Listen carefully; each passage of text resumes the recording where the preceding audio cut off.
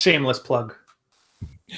And we are live on episode 64 of the Red Man Group.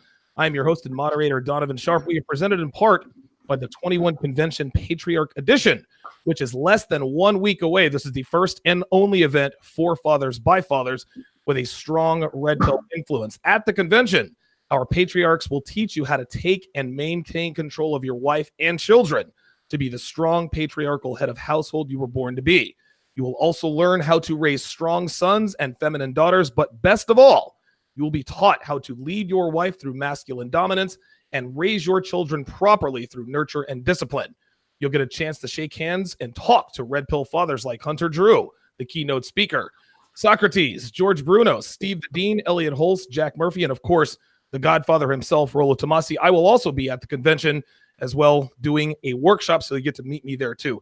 Guys, become the father, husband, and patriarch worthy of respect and submission at the 21 Convention Patriarch Edition in Orlando, Florida, which starts this coming Friday, May 3rd. Get your tickets now at the21convention.org. You've got just a few days left, guys. Do yourself and your family a favor and get your ass down to Orlando for this life-changing event.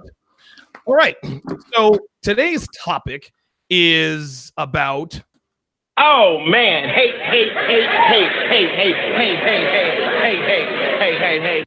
But before we get into those shenanigans, let's introduce today's panel. Our starting midfielder is the founder of Fourth R Consulting, Ryan Stone. At _Ryan_Stone is where it can be found on Twitter. He's also on Facebook and IG. Subscribe to his YouTube channel where he releases weekly videos and does Red Mornings with Black Label Logic every Saturday morning. RyanStone.com is where you can find his exclusive content and book one-on-one consultations. And if you want to support him even further, make sure you check out his Patreon page at _Ryan_Stone. Our fullback today is Steve the Dean Williams at The Man Mindset is where he can be found on Twitter. Search his name on Facebook to add him there. His website is themanmindset.com, where you will find his dating videos, dating tips, merchandise, and one-on-one coaching. Steve makes regular appearances on TSR Live, the Red Man Group, and is my co-host on our brand new show, The Red Line, which airs every Friday night at 8 Eastern. Carl, Black Label Logic, is going to be our right winger today. At Black Label Logic is where you can find him on Twitter, and make sure you bookmark his blog, blacklabellogic.com, where you can find his latest posts titled Game and Manipulation, as well as Hypergamy and Looks, rock solid posts. Our striker is the godfather of the Manosphere, Rollo Tomassi. He is the author of The Rational Male, Preventative Medicine and Positive Masculinity. Follow him on Twitter at Rational Male. You can also catch him here on the Red Man Group on his YouTube channel and on the Pat Campbell Show every Friday morning at 9:05 Eastern on Talk Radio 1170 AM in Tulsa. I, of course, am going to be playing goalie today. You guys can find my content on donovansharp.com, YouTube, and Patreon. I am on the air Monday through Thursday afternoons from 1 to 3 Eastern on my YouTube channel. Guys, it is good to have you in this morning. How are we doing? Good. All right, let's get started with the updates here. Carl, you've been away for a little while. What's been going on with you? Well, I just finished and published Gendernomics book number 2, so that's available now on Amazon. Book number 1 is on the way to be available again too, but Amazon is being a bit slow with approving that. It's just when your content is that good, Amazon is just slow with reading it. So I also had some time off to do some work not related to the Manosphere, so glad to see you guys held it down very well. Let's see, what else has been going on? Well, I'm glad to see Rollo did some work on his studio, so that looks better. I'm glad that Ryan actually wore a decent shirt. So today I'm going to have to take shots at Rollo's shirts. I'm not exactly sure why he's going duck hunting later. I will be. Oh, you actually fishing season actually opens in the Sierra this week. Good stuff. All right, Ryan. Let's get some updates from you. Thanks. Just finished another show with Carl. The consulting's still going strong. I just had one client get himself back up and put together, so I've got a space open now. So I'm going to open that one up again. I'll see about throwing a discount on things there. It's in my site, ryanstone.com/store. The book is still coming along. The emails are still coming fast and furious. I'm not going to lie. I've got like 300,000 words worth of writing. And as soon as I can find a convincing narrative and some good editing, they're going to end up being at least one book. So it's going to be very exciting there. Just put the new video out. This one is guys who always talk about their high quality dream girl. And funnily enough, before the girl, she's the dream girl. After, it's that BPD chick I started to date. That's the way it always works. And so I walk guys through the process of how you can enjoy this, how she's not yours, it's just your turn, and some actionable advice that they're actually going to take. Because just like all of us, we found our dream girl. Nobody's going to listen when they say, no, she's actually crazy. You're like, you don't know what you're talking about. So they got to learn it the hard way. So I gave them just enough that they don't end up knocking her up and having a 20-year marriage, getting stabbed by a chick. And then aside from that, it's just constantly pumping out as much work, learning material I can get out to make sure everybody has the tools they need to get a nice, successful, fulfilling life. And that's me. Excellent. Steve, what's going on with you, brother? We just did a great show last night with Rollo and everything. Rollo was on fire last night. He had to throw the towel. It was an awesome show. Other than that, just kicking on shows here and there, unannounced, and just doing our thing. Also doing an after show with you after this is over, and that's about it. Yeah, not too much going on, but yeah, well, a lot going on, but just knocking them out one man at a time, brother. Good stuff, man. Yeah, just going back to what Ryan said, Rollo, you and Steve remember that caller yesterday, the 48-year-old who says, I have found what appears to be a unicorn. Unicorn. We found out that she was 46 and had grown kids and had been divorced and had been a military wife. So anyway, that was an interesting call. Rollo, give us an update, man. So right. Yeah. Speaking sled accident. Excuse me, say that again. I said it looks like you've recovered nicely from the sled debacle. Yeah, the sled debacle. I'm glad that a part of my life is over. I'm still debating on whether or not I'm going to repair the sled or if I'm just going to write it off at this point. But needless to say, we've had some pretty good weather here in the northern Sierra, northern Nevada right now. So I'm trying to get as much sledding in as possible because the snow ain't gonna last forever. So that's hobby time. Serious down to earth work. Working diligently on my talk for the 21 convention, Patriarchs edition. I am going to be doing I'll be doing a workshop there as well, but primarily my main talk is going to be sort of a sit down discussion between myself and Pat Campbell. Sort of like, just I like to have somebody to bounce ideas off or throw ideas at me, and Pat's sort of the yin to my yang when it comes to that kind of stuff. So I'm going to run it sort of like a workshop, but it's going to be a little bit more back and forth. It's not going to be, this big declarative speech that I gave at the 21 convention back in 2018 for the state of the Manosphere. Although that was a really great speech. I kind of want to do something a little bit different here because I want to really get down to earth with the fathers who are going to be there and just stress how important it is that we pass on red pill awareness to our not just our children, but like to the next generation as mentors.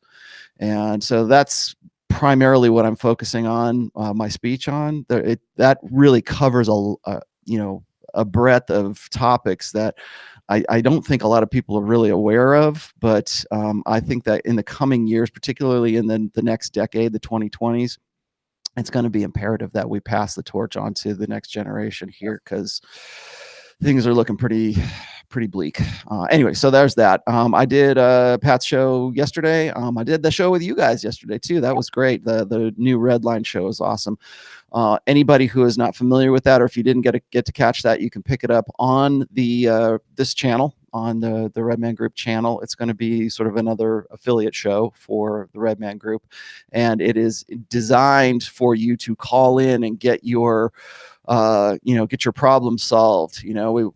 Every time we do this show, we have a topic. I guarantee you today's not going to be any different, but like we have a great topic and we have it all planned out. And I've got, 10 pages of notes here on what we're going to do. And then somebody calls in and says, how do I get my girlfriend back?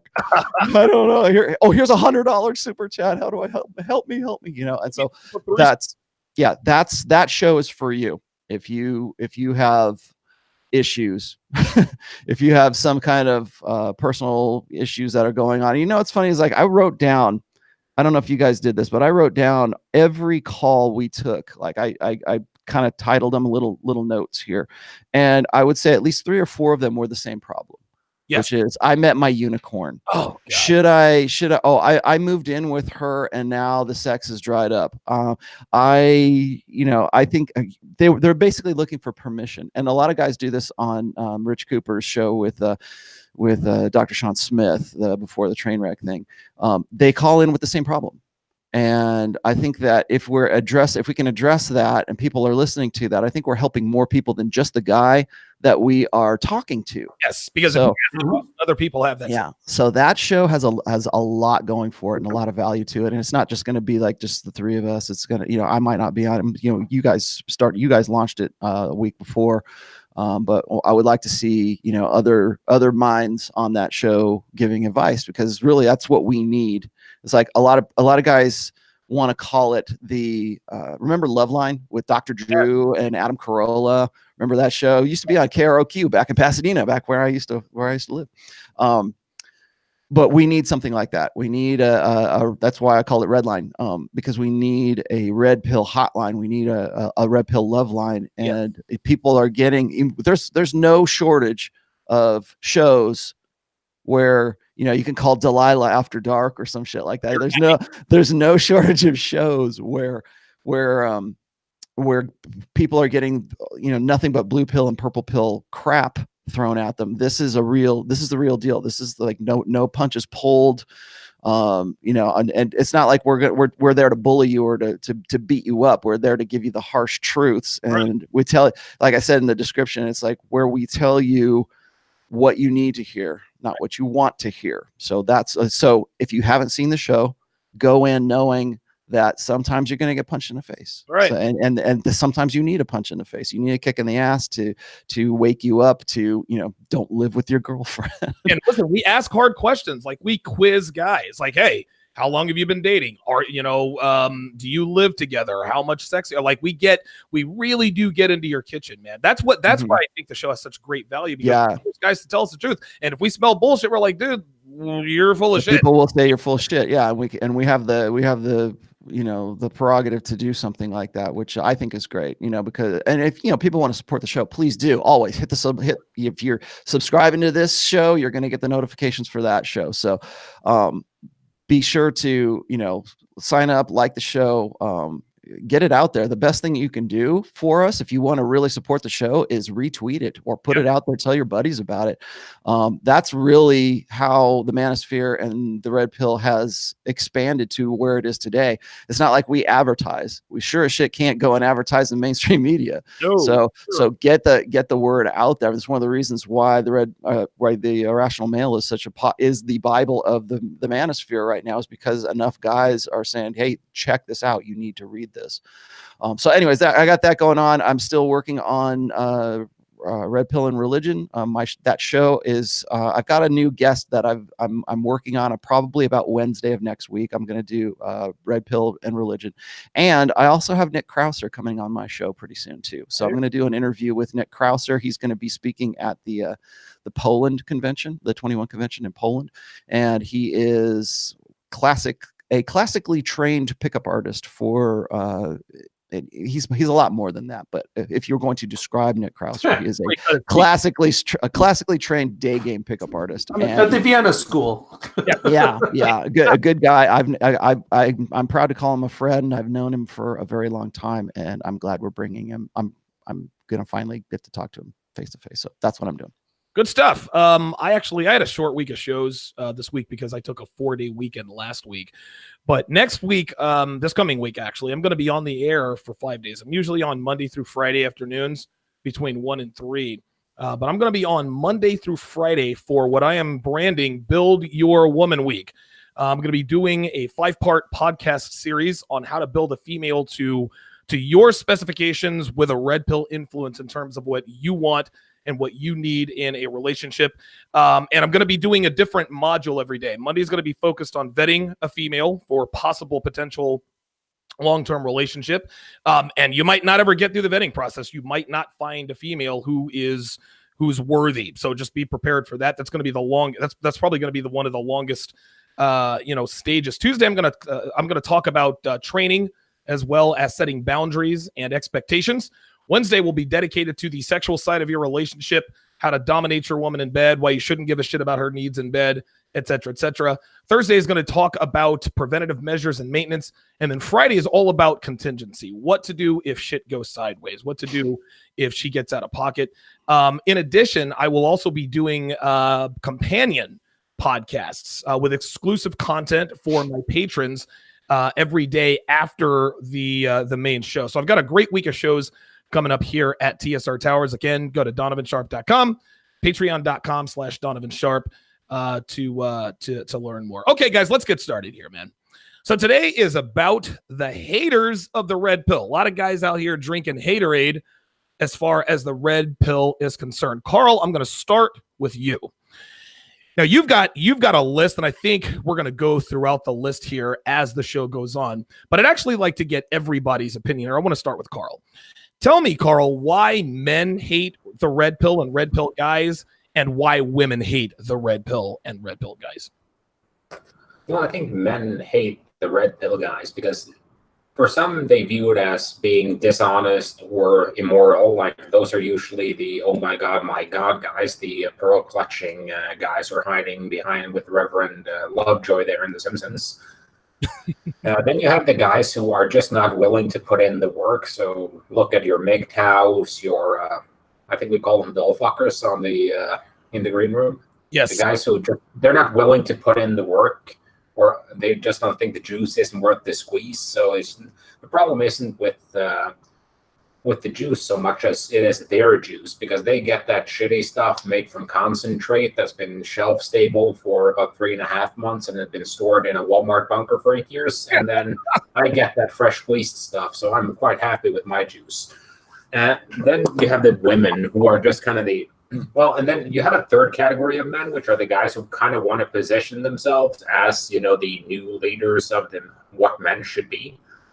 And they're unable to do it with their content. They're unable to lead by example. So instead, they just sit around on their Twitter accounts and hate all day. I mean, unfortunately, you don't build any muscles by tweeting. If they did, then these guys would be jacked and tanned and ready to be in the world's strongest man. Then you have the women, and they come in some different categories. You have your garden variety feminists. They're not really, they hate just to kind of externalize. They hate the fact that they're not the brilliant girls that every guy wants to sleep with. So they just hate on the world because the world doesn't recognize their brilliance and their beauty and their value. Then you have the girls who keep conflating their human worth with their sexual market value. The two are not the same thing. These are usually like, let's say, older women who they were usually hot when they were younger, but they've kind of lost it, and the only thing they've ever been valued for was their hotness. So now that they don't have that anymore, they're in a bit of a meltdown. It's kind of the Exorcist thing. I mean, the girl starts off cute, and then she turns into Satan, and that's pretty much what they're going through. Then you have the girls who are more epiphany phase girls who have discovered that no one wants to date a crazy SJW who drinks and does gangbangs on the weekends. So they reinvent themselves as a nice traditional girl. And I think Eddie Murphy said of these girls, they move to your town and they become shy. And then if you start to dig through their closet, they have more skeletons in it than Forest Lawn. Like this is the girl with the nice appropriate dress, church appropriate cleavage, the nice sun hat, and the 1,000 cock stare. And then you have the girls who just utterly hate that they are not in control. They realize that men with red pill awareness cannot be controlled by their normal means. So they're scared of losing their unilateral control of the sexual marketplace. I mean, to steal Rollo's line, it's all about protecting hypergamy.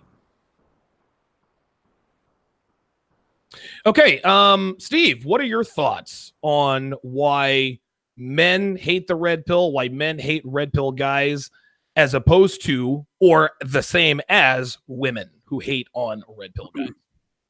Well, at first, you have to understand that this is a emotional response from them. It's more like mom. It's like they're speaking for women, so to speak. These guys do the worst thing, and the reason why they hate on themselves, hate on us, excuse me, is the fact that they lie to themselves every day. They walk around living lies. They don't want to do all the hard work, but they want the quick fixes, the magic pills, and anything they can find to cheat the game. And then what happened is they try to emulate what they think a man is, and then when it doesn't work out for them, and because they don't know have no idea what a man is, when they see success, when they see Ryan, they see Carl, they see you, they see Rollo, they just can't connect or understand how it is they have that thing or that it factor, or how do they have this confidence? How is it that they have all the success?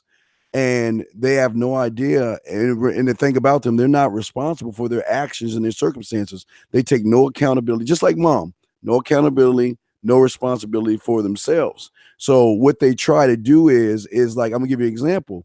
They see Michael Jordan, so they try to emulate Michael Jordan, but they don't know what Michael Jordan does on the back end to become Michael Jordan. And because they don't want to do those things, they don't want to take the time to do it. And they see that we're taking the time. They can't stand the fact that we have passion, drive, desire, and discipline. And that is frustrating. So what they try to do is they try to throw salt on us. They try to tear us down. They try to talk shit about us, but they don't realize they're doing more harm to themselves, because at the end of the day, we don't give a, well, I won't cuss. We don't care. That's all I want to say. Yeah. Okay, sorry about that. I muted myself. Big thanks goes out to Geppetto Man with the $5 super chat. Says, gentlemen, thank you for your advice. The clarity you give is priceless. Appreciate that.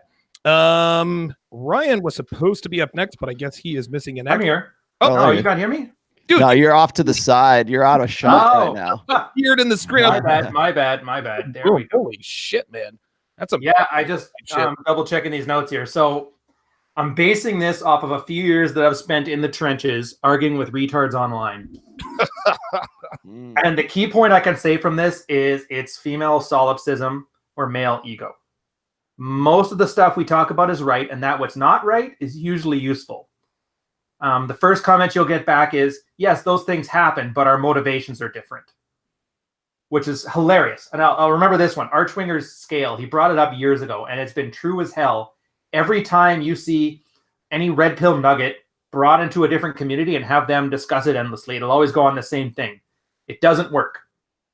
And then after a while, well, it does work, but it only works on low quality people. Then, well, it does work and it works on normal people, but you're just an asshole. And then number 4, oh, it's just common sense. We already do that anyway. You nerds had to figure it out by writing it down. Right.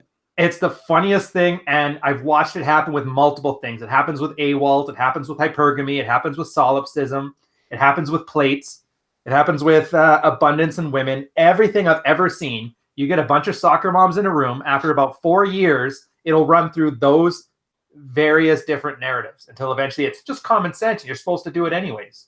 You're like, all right, well, fine. And then another prevailing mental model that comes out is that, yes, we do it, but the way a lot of the red pillars talk about it, as if it was a pejorative. So in other words, a girl divorce raping a guy or whatever evil villain type thing you want to think of. Yeah, we do it, but we're not bad people. And that's the key to this stuff. You never think about it as a personal attack. It's nothing to do with us. It's always the mentality of the person that's projecting it onto us. Yeah. So I can say that you divorced a guy, you took half his money, he can't see his kids. And the fact that they do that is, without question, it happens. Enough kids here have been that divorced kid that they know it happens. But the mother in this case, or the girl who's potentially that wife, doesn't like that you bring it up as you did something bad. And so naturally, whether it's right or wrong is irrelevant. It's strictly reputation defense right there. It's another reason why I can't take this stuff personally. So if you describe a situation in a way that someone other than them doesn't benefit, it's uncomfortable. So just imagine if you're the villain in somebody's story, for a girl, that's a very hard pill to swallow. And then the final point, and this is one that this one's on us. The loudest people who talk the most about karate are the white belts. I love it. Oh, you're fucking brilliant. Go Every guy who figured out hypergamy 2 minutes ago, I just finished the first chapter of Rollo's book. He's the guy that's out there yelling at everybody that this is solipsism. I love hypergamy. This is AWOL. Meanwhile, yes, he's working on himself. He's starting to work out. He's starting to build game. But people don't see the sausage being made. They just see a guy who's generally unattractive saying all the right things. And they're like, oh, fuck this guy. The problem is, once you get to a level where you are somewhat attractive, you are somewhat charming, you tend not to talk about it too much, or you just skip all the jargon. You just use plain English, or you just act on it and don't say shit. So that's why naturally you're going to see it that way. And then I guess I'll end on this one point, and I'm going to name drop somebody from the Blue Pill here, a sub that was specifically created just to be the peanut gallery for the Red Pill on Reddit. Her name was Wiggly Charlie. And I remember having a conversation once because she would just, any guy walked in there, it's like, yeah, it's been 10 years. My wife hasn't slept with me. My kids hate me. And I did all the dishes and she still won't fuck me. What do I do? And she would just put out this long thing of, this guy's an abuser. He's an asshole. Fuck these guys. And I brought it up one day. I'm like, so like your ex-husband must have smacked you around in that, didn't you? And she goes, I thought you said you didn't read any of my work. I'm like, I didn't, but it's very clear that you projected your shitty ex-husband onto every red pill guy you can find. And that's a big thing too. A lot of this is these girls have this guy that they hate for whatever reason, whether they were alpha widowed, whether the guy was a complete dick, whether he was abusive or whatever. That's the problem, is that every red pill man is that specific man personified. And that's another reason why there's a lot of hate around there. Wow. So I think I've hit the gamut on all of the motivations behind it. Well said, Ryan. Dude, that white belt in karate is just like it's almost exactly the same as that newly born again Christian. Exactly. Fire for God. It's evangelism. Oh Yes. my God, it kills me. All right, Rollo. The difference between male haters, I always say on my show, as far as I'm concerned, male haters want to be me and female haters want to fuck me. That's just how it is. There's a lot of hate in the Manosphere. Let's just be honest about this. And there's a lot of reasons for the hate. I like what Carl, a lot of the issues or the types or the categories that Carl's bringing up here. I see those as kind of almost the subroutine. It's like what you're supposed to say. It's like what you learned about misogynistic, toxically masculine men in your women's studies classes. And so if a guy says this, then you have this little card that says, okay, I say this now, right? And that's it. It's basically towing this line. It's towing the okay, I have to have some sort of counter argument for whatever this guy is talking about, because I need to spread the ideological message of, my women's studies class.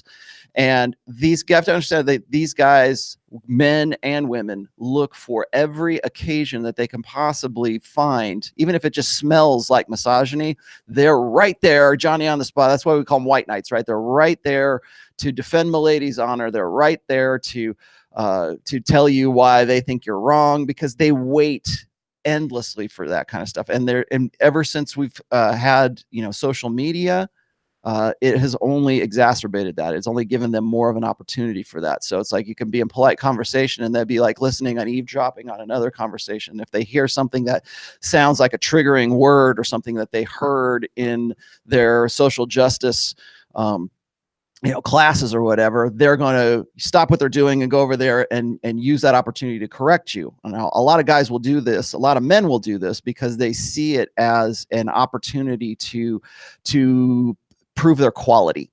That's really what white knights are doing. That's really I need to find. Yeah, speaking of which, sorry to cut you off. I want to find that one guy who actually got laid doing this that gives all these other idiots hope. Yeah. Well, and that goes back to it goes back to what I talk about when I've got actually several essays that are about beta game, and everybody has game. Everyone has game. How effective that game is a whole nother story. If you're basing your game on blue pill, idealism, it's going to be a whole lot different than you're basing your game on red pill awareness.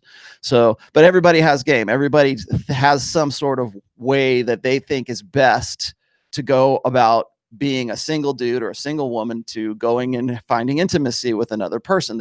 Everybody has that in their head. Even you go ask a 10-year-old boy how best to get a girlfriend, he will tell you in great detail exactly how he would go about doing it, or what he can't wait till he gets to be 13 so he can, you know, treat milady with honor and respect, because that's what all of his teachers, that's what the village has taught him, right? So when you have that as your basis, when that is something that you've grown up with for, you know, we always talk about the reason we call it the red pill is because we use the Matrix movie as an analogy for this. And in part of that movie, there was this section where Morpheus is talking to Neo and saying, all of these people that are in the Matrix here are your potential enemies, because they are so hopelessly inured, they're so hopelessly locked into the system right here that they will fight you to stay in there, because that's what their existence is built on. That's why it's really hard when, like, guys, I mean, what's the most common thing guys say when it comes to the blue pill? Like you were just talking about these guys who are evangelists, and they want to say that's hypergamy, that's whatever, you know, those guys who are just freshly unplugged, they want to go and do that, and they don't understand why their best friend, who is like on the fast track to hell with his girlfriend because he's in a blue pill relationship and she wants to get him married, she locked him in with a baby, all this other stuff, and he sees that going on, he wants to save that guy. But what he's speaking, the language he's speaking, is the language that he has been taught or he has learned is the language of hate, right? Anything that would make you well, first of all, a positively masculine man, but any language that would in some way put a man at an advantage with women in the sexual marketplace, not only is that intersexual competition, but that is also what these guys have learned as the language of hate. It's the language it's the words, or the trigger words that mean that they need to resist, or whoa, well, that's pretty misogynist there, or Mr. Tomassi, or whoa, that's, you know. So there's a lot of training, there's a lot of preconditioning that goes into the hate that we're talking about right now. And the reason that people come up with this is because they're ego invested in that blue pill.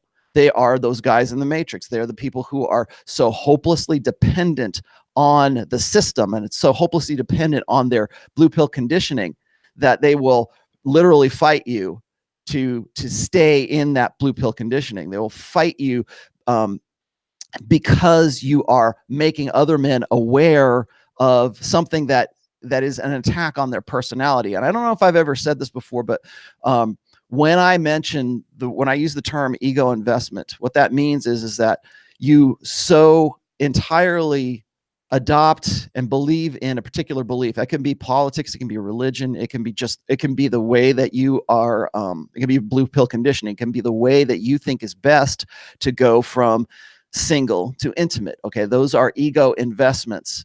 And what that means is that if anybody attacks those beliefs or that political ideology or that religion or whatever, it's not an attack on the actual religion or the belief, it's an attack on the person, because that person is so intimately connected with that belief that it's part of his personality. So when you attack the blue pill, when you attack something, and this is what they think it is, like, I think there's a lot of really well-meaning red pill guys who are these evangelists who want to go and spread the gospel or the good news of red pill awareness, and people resist that. And I think that the reason that they resist that is because they're literally dependent on the blue pill being true.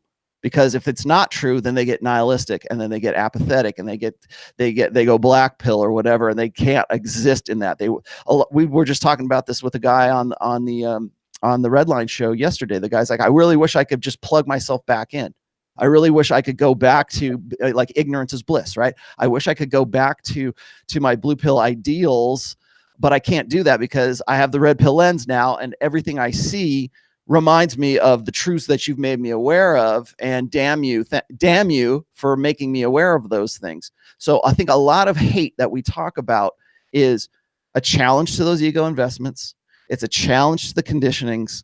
It's a challenge to how these guys have built their lives, because when a lot of the stuff that Carl is talking about right now, you've got women who hate the red pill because it reminds them of the mistakes and the consequences of those mistakes and those decisions that they had made. And they hate that. They hate that you're making other men aware of the game that they don't want you to be aware of. Right. And in my I think it was my first or second book, I mentioned that there was a guy that I knew who had my book, and his girlfriend found it, and she started reading it, and she came out to him after a week of reading it, and she holds it up to his face, and she said, everything in this book is true, but you shouldn't know any of it. That's what I'm talking about. That's the hate that I'm talking about, is like they want to keep men ignorant. They want to keep men in the dark. Keep having the decided advantage in the sexual market. And so it requires of them this constant attacking. They don't care about, I mean, this is just for women. They don't care about reason as it is anyways, but they don't care about how you came to that conclusion. Just that conclusion reminds them of the consequences of their actions, or it puts them at a disadvantage to affect their sexual strategy. Now, guys don't like to hear what the red pill has to say, because it forces them out of that idealism. It forces them out of the blue pill conditioning that they exist on. And so, you know, we talk shit about the purple pill all the time. Well, really what the purple pill is it's a red pill awareness, but trying to go back to that blue pill comforting security blanket that you had before, and pick and pull the parts of that you still think that you can make work. Good place to go in a red pill paradigm, right? And the fact of the matter is all that blue pill was false. It's all bullshit. It's all a lie to keep you locked in to a certain way of living, a certain way of seeing women, a certain way of plotting out your life that essentially is defined by the feminine imperative. You pull yourself away from that, and you have actually a whole lot more opportunity and a lot more hopefulness with red pill awareness. It's just guys don't see that. And so they go, oh, I really wish I could be plugged back in. I really wish I could go back to that.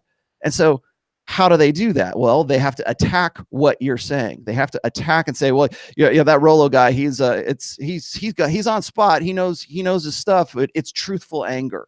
And so they have to find some way to insinuate that it's true, but it will ruin your life. So really what you need is this fantasy over here, and pick and pull what you want. And all they're really doing is just kind of building better betas is what I call it. They're building the guy that they would love to have be this nice, supportive, old social contract guy with just a little touch of beta. I've heard women describe it as beta with the side of alpha.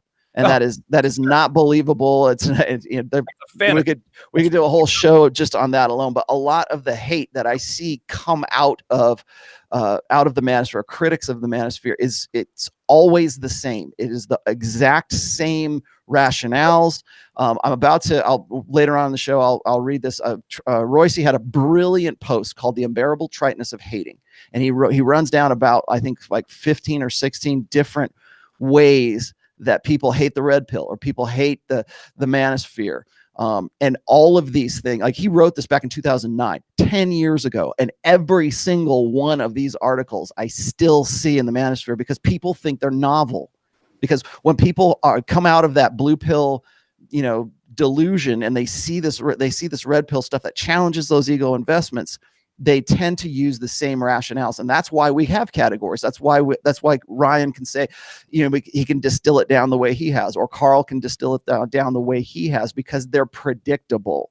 Everything that comes out of our most ardent haters is predictable. And I can go to any one of these issues and point out why they do that. So anyways, that's my 2 cents. Well said. For me, first off, big thanks to T21 Surfer with the $10 super chat. Says, see you all at the 21 convention next weekend. All listening, get your tickets now. It will change your life. Looking forward to seeing him. Bagel's Truth with the $2 super chat wants to know about solipsism. We'll cover that a little bit later on. Ravi Penkania, I think that's Ravindra Penkania with the $20 super chat. Stoic Red, this is a $5 super chat. This is actually quite funny. He says, Carl is the funniest dude in the Manosphere. If Patrice O'Neill were a white data geek, he'd be Carl. That's a very, very good comparison. Real quick, for me, the red pill, what I've noticed lately is that it's spawned off different alternatives, right? Like purple pill, then we have red pill women, and then we have the Alexander Graces of the world. Fucking hilarious, that guy. Just look at it. He's a bitch boy. One of the reasons why the reason I'm going to point out that men hate the manosphere is because they're too invested. Rollo talked about this earlier. Something else. It's bad for business. It's bad for business, right? And it's funny because a lot of male haters, they always point to the exceptions to prove or to disprove the red pill, right? They point out perceived inconsistency. So, for example, we'll get people to call in and say, well, you say don't date single mothers, but you guys are fucking them. No, fucking single mothers is not committing to them. And the reason, see, you think that sex means that a woman is worthy of commitment, which is why your girlfriend is sucking my dick after the show, and that's why you need to apply the red pill. The reason why women hate the red pill, this is real simple. The jig is up. Like, dude, they pulled the wool over our eyes for the last 60 plus years, for the last 6+ decades, and they don't want, just like Rollo said, man, they want a continued decided advantage in the sexual marketplace. And guys, right now, we have figured them out.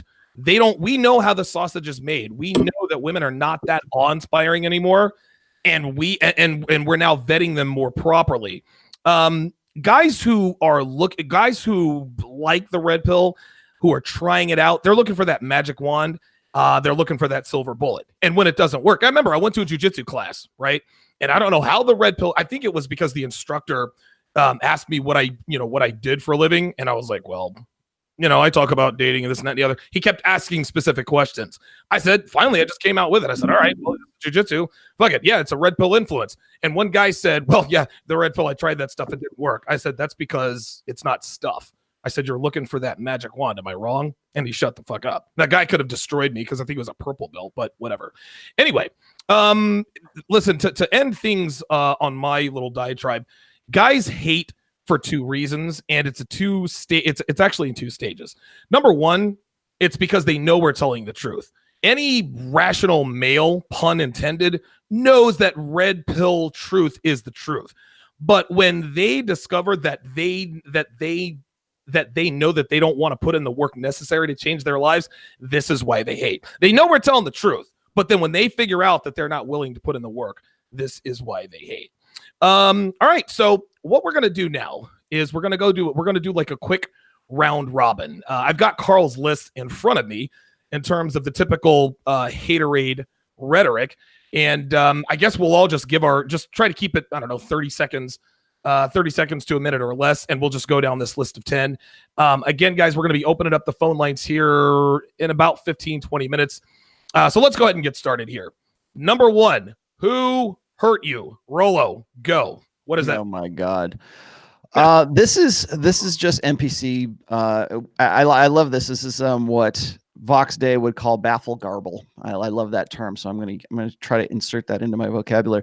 What that is it's a subroutine that it's the default response that NPCs will use. Who hurt you? It's always it presumes a point. First of all, it presumes that that they're right and that they understand what's really going on with you. It's also sort of this end of a sentence kind of thing. When somebody throws that out there, and I won't say the other ones because I know we're going to talk about those as well, but when somebody throws that one at me, I know that the conversation is over because they have run out of counter arguments.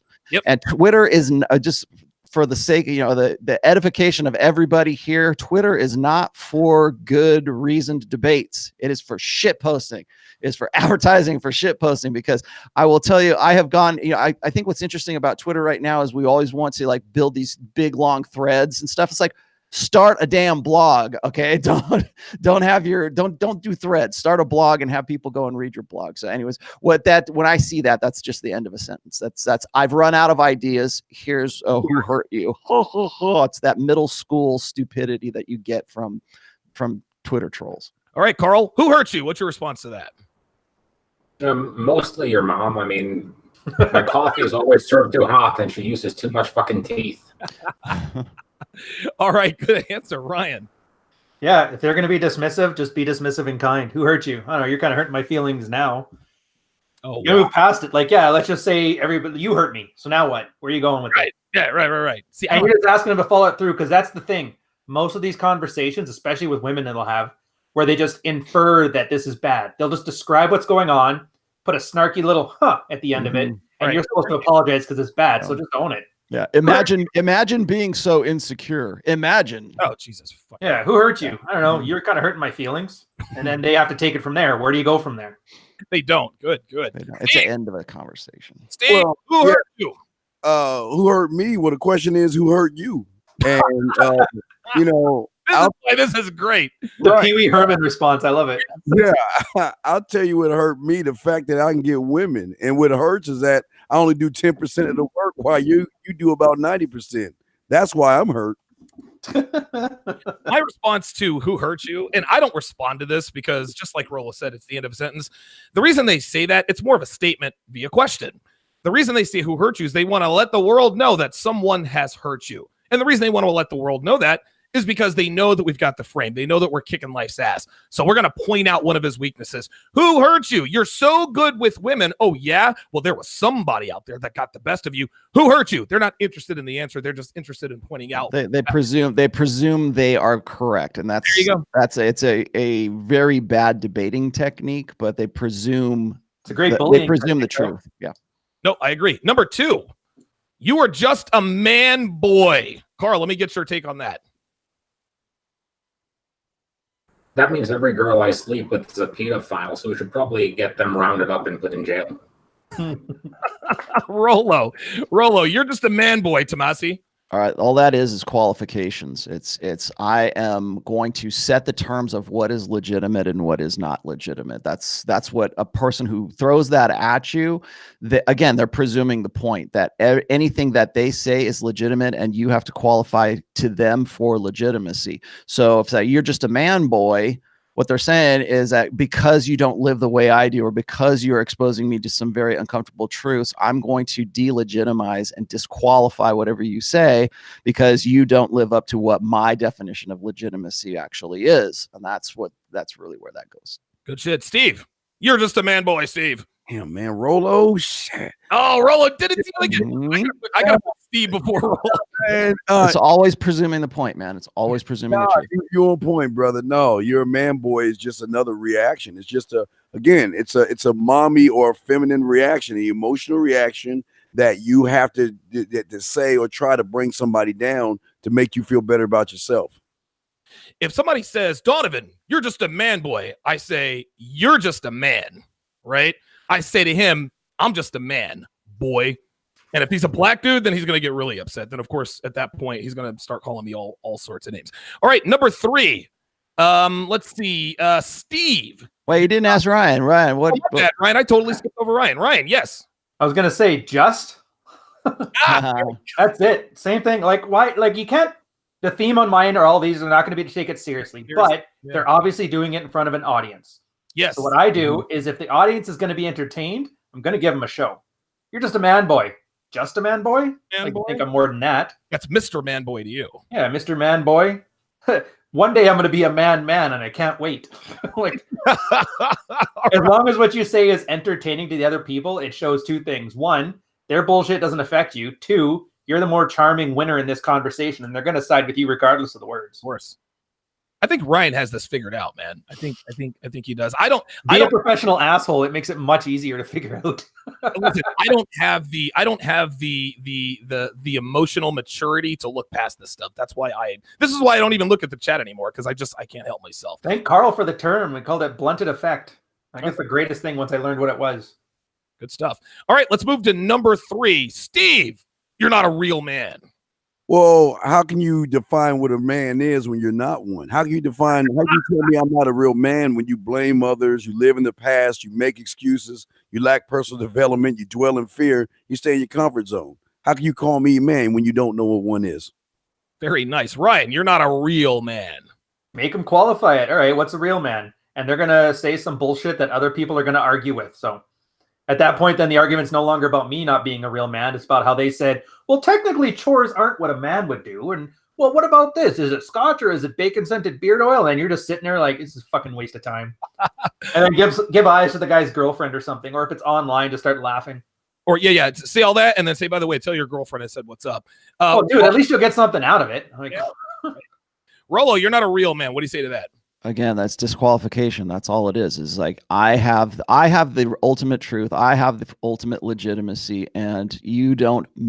What you're saying challenges my ego investments, and I have to disqualify you in some way, shape, or form. A lot of guys, there's a variation of this as well. It's like, if you're not a leader of men, you're not an alpha man, right? If you don't match my description or the way I think. Like, women love this. I like when we're talking about definitions of alphas, I get this from people who want to define alpha as, the leader of men, of the upstanding guy in the community, the guy who has virtue. I get into it, especially with tradcon women, because they want to say that, if you're teaching guys to go out and spin plates, that's not what a real man would do, right? Because a real man would be following the old social contract, and the real man would be fitting my definition of what it is that I need. When women tell me this, it's like a dating profile, right? A real man is everything in my dating profile, yes. Right? And it's like, and you don't match that, or you're not a real man, because you're putting out harsh truths for guys that disadvantage me in the sexual marketplace. So therefore I have to disqualify you. And how do I do that? Well, I presume the truth. I presume that I have legitimacy, and I say that you don't measure up to my kind of legitimacy. And I say that's BS. I tell guys all the time, I said, there are leaders of men who are alphas, and there are gang leaders and drug addicts, and prisons are full of alpha males as well. So tell me how that is. Why is it that women go for the dark triad guys? Why is it that women love jerks? Why do they love assholes? Why is it that agreeableness and humility is a negative predictor of sex partners? Tell me those. You throw out those things, that's when it's who hurt you. And blocked. Yeah, there it is. There, see, that's it. That's the gift. It's all about legitimacy. It's like they want to delegitimize what it is that you're saying, because they have no resort. They have no counter argument. In fact, when people say stuff like that to me, or when people throw out the "who hurt you," my next response is usually, so no counter argument then? No, you don't have anything else to back anything up? Great. Okay, I guess that's the end of the conversation. And that's all it is qualification. Good stuff. Carl, you're not a real man. How sexist of you. Do you just presume my gender? I mean, what are you, transphobic? Brilliant. Oh, this is fucking great. Dude, that's a good pressure flip. I like that. It is. I like that. Very nice. Before I give my take on this, read out some super chats. Young and Blessed says, what's up, brother? Small donation to men that are saving lives. Carl, are you going to be at 21Con? I'm probably most interested in meeting you and Steve. All the guys. Carl is KGB, so he won't be anywhere near the 21 convention.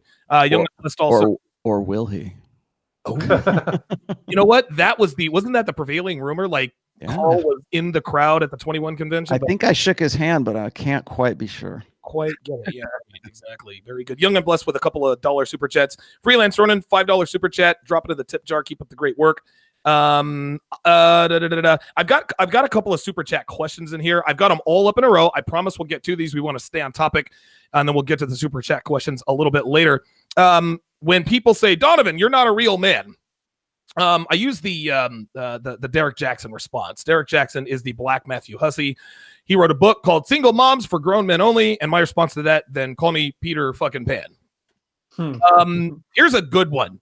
Think about how you are ruining Western civilization. You are corrupting women. Steve, what's your response when dudes tell you you're corrupting Western civilization? You're supposed to leave her better than you found her. Well, I just say for the guys, I say you're right. I mean, I am ruining everything because I'm teaching you cupcakes out there how to get women without spending money, teach you how to stand on your principles and your narratives. I'm teaching you how to be accountable and responsible for your actions. I'm teaching you how to stop lying and stand on your name. And when the women say those things for the women, I'm just, hey, I am ruining everything for you because no more flowers, no more weddings, no more dates, no more cupcaking and all those other things. So yes, I am ruining it. Absolutely. You're fucking right. I mean, you're right. Yeah, excuse me. Swear jar. I'm sorry. You're Carl, right. You are ruining Western civilization. You're banging all these broads on Tinder. You are ruining them for the next man. Oh, is that me? Yes. Or Carl? My bad. Yep. Yes, I am. Do you want the videotape, or are we just going to go with my word here? I can't give you game footage, but I'm not sure if that would be comfortable. Could you give me your girl's name? I'll see if I have her in the Excel spreadsheet I keep over the girls I sleep with. Very good, man. Ryan, you are ruining Western civilization. What's your response to that? Yeah. Well, here, first off, I'm seeing in the chat some guys are trying. They're getting the idea here. Like one said, "I'm not a real man. I'm an alien." Okay. The point of these things, and this is old school mystery method. I know Carl and Rollo are gonna be like, "Oh yeah." The whole point of this is if it's a guy, you're getting amogged. If it's a girl, you're getting shit tested. Generally. So it's good that you have this aloof, non-committal answer that doesn't address their question because you don't agree with the foundations of it. But you got to throw a DHV in there, a display of higher value. So this one was it. I'm not a real man. Yes. No, yeah, no. if it's actually, I'm sorry. I misspoke. Think about how you are ruining Western civilization. Oh yeah, ruining Western civilization. So if you're getting it from a guy, they're just trying to amog you, saying that they're saving the civilization. So fuck me, and this guy's destroying it. So don't F me. At that point, you just he just amogs you. It's standard amog deflection. Yeah, well, I do remember I screwed up the tariffs last year, or I am Trump's highest, like some kind of dismissal thing like there. If it's a girl doing it, then yeah, I'll destroy Western civilization in your bed later on. Or just, but yeah, that's a bad example because it's off the top of my head. But the key point here is you got to say something that says, I understand you're angry. And I'm going to be fun with this because I'm not going to get mad because you're just a child who's yelling at me like a child. You're ruining Western civilization. Yeah, but Eastern civilization, I'm fixing that one up. I just saved a school bus full of orphans. So, I'm blind. I've cut even here. Right. Yeah, I am destroying it. But, I can fix it later. I'm pretty good with hand tools. Right. You're destroying Western civilization. Yes, but I'm an ace with Legos. Stay tuned. Yeah. Right. But the point is sell it with the body language. Sell it like, yeah, you can hate me all you want to, but I'm still going to win and you're still going to lose. Right. You have that big shit-eating grin on your face. You laugh, wink at his girlfriend. If it's a girl there at you, flirt with her. Like, you can say all this mean shit. I'm still going to sleep with you later. Right. Let's go ahead and get it all out of the way. Yeah, the words don't even matter. I could just say anything. Well, what was that one from Last Action Hero? Jolly baby bubby bumpers or something? Yeah. Just say that. Maybe. Stare back. Rollo. Well, actually, I don't know that many people have told Rollo he's ruining Western civilization, but Rollo, you are. Oh, they do. I get this all the time. Okay. Right? Especially, a lot of these are TradCon. Is TradCon hate? They think that I've heard this before. Guys will say that any sex that isn't about procreation is a drug addiction. That's the popular thing for like the uber extreme. A drug addiction. Yeah, because anytime you're playing with yourself, anytime you are having sex with women out, that you're not married to, and even when you are married, if you're not like having sex to be having a baby and repopulating the white Western race, it's like it's white babies is what it is. It's like it's national. It comes. Well, I'm serious. It's nationalism. It's what you get when you mix nationalism with the red pill. Like, oh, well, these guys, that's the way they hate it. Because first of all, let's just get down to brass tacks here. That's like they realize that a guy that is not them is having more sex than they are. That is an existential fear for men. That is, there's a dude on planet Earth that is outbreeding me, or that is having more sex than I am. So what do I got to do? I have to insert I got to reprogram his software so he doesn't outbreed me. And how do I do that? I have to give him shame. I have to make him, he's a man whore. He's bringing down the fall of Western civilization. Right. So that is intrasexual competition is what it is when it comes from guys anyways, just like you were saying, Ryan. It's about amogging, but it's like amogging on the God pill, right? It's amogging from the perspective that what I believe your God. My God can beat up your God. What you're saying is that my beliefs are superior to yours, and you should be, again, I have truth, I have legitimacy, and you need to be qualifying to me. And if you don't do that, you are disqualified from all that. What this is also a good example of is what Royce calls the moving the alpha goalposts hate. And what that is a hater will say, a real alpha male will be married and raising children as his legacy. Okay. And this was Royce's response. He says, alphaness required to marry the typical girl and knock her up. Minimal. Alphaness required to avoid the raw deal of marriage and fun-hindering ballast of children while enjoying the love of many women in the long-term relationships. Sniff my jockstrap. That's what I'll say. Very good. All right, we're going to do one more, well, and then we'll answer. We'll do the show reset and answer some super chats here. Here we go. Number 5. A man's true purpose is to be a patriarch. Now, Steve, you have a family. So when guys come at you talking about a man's true purpose is to be a patriarch, again, that's exactly what Rollo just said. Is an alpha male is supposed to have a wife and kids. What do you say to that? I would say that my purpose is to do whatever I feel like I want to do, and your purpose is just to get out of my way, period. You know, stop following the media and stop following women's ideas of what you should and could do. You do what you want to do and just stand on it. You can do whatever you want. I always just say real quick, guys, all you got to do is follow the 3 laws that there's the law of the land, the law of the street, the law of the job. Outside of that, you do whatever you want to do. Just get out of my way. That's all I want to say. Very good. Carl, a man's true purpose is to be a patriarch. I completely agree. I mean, I follow the law of the Christian patriarchs. They had a ton of wives and they had a ton of kids by different women that were all raised by servants. That's the life I'm aspiring to. And I'm just not quite there yet. I got the hose down. I just don't have the kids and the servants. I'm working on it. I mean, I know I'm going to get there. I'm just not there yet. Give me a little bit of a break. I mean, you only have one girl down. At least I'm ahead of you in the curve. Very good. Rollo. Right. I don't know what's going on with Ryan right now. I hope that whatever that bookcase didn't fall over on him. No, it was the dog. He was chasing the cat and he just dived on the microphone and just knocked it all to the floor. And I just got up for a second for a drink. Cats. All right. This is a good example of what Royce calls number 9, lifestyle critique hate. Hater says, you live an empty existence if all you do is have one night stands with sluts. Yeah, you need to settle a variation on the one we were just talking about before. And then Royce says, some people imagine that because I write about seducing women, that must mean I strictly counsel avoid long-term relationships in favor of purely physical short-term flings. This is where I get a lot of shit myself. Because a lot of guys want to say, particularly if they're haters and they're trying to find some angle to disqualify why what you are saying is true, and they have no counter argument for it. What they do is they say, you're a PUA. I see that a lot right now when it comes to my work. First of all, I'm not a PUA. I've never been a PUA. I have dissected pickup artistry. I think that it is valuable. I think that game is the infield experimentation that we need for the theory of red pill awareness. Red pill is the theory, game is the practice of it, and one is incomplete without the other. But what people want to say is because you've had 40 chicks in your background, that disqualifies you. That makes you a man whore. That makes something wrong with you.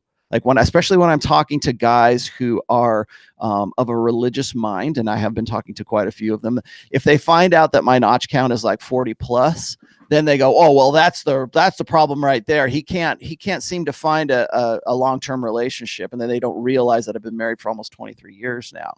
And they don't realize that in that notch count of 40, I've had 4 other long-term relationships within that.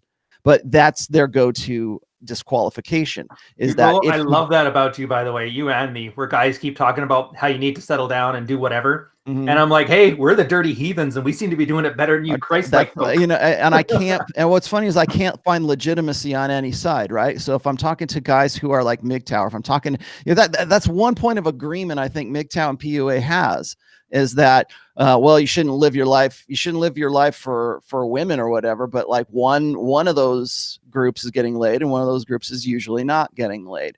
And so they have to find some way to disqualify it. So if you are a married man and you've been married for as long as you have, and you are technically a patriarch, which is, I would like to think of myself as one.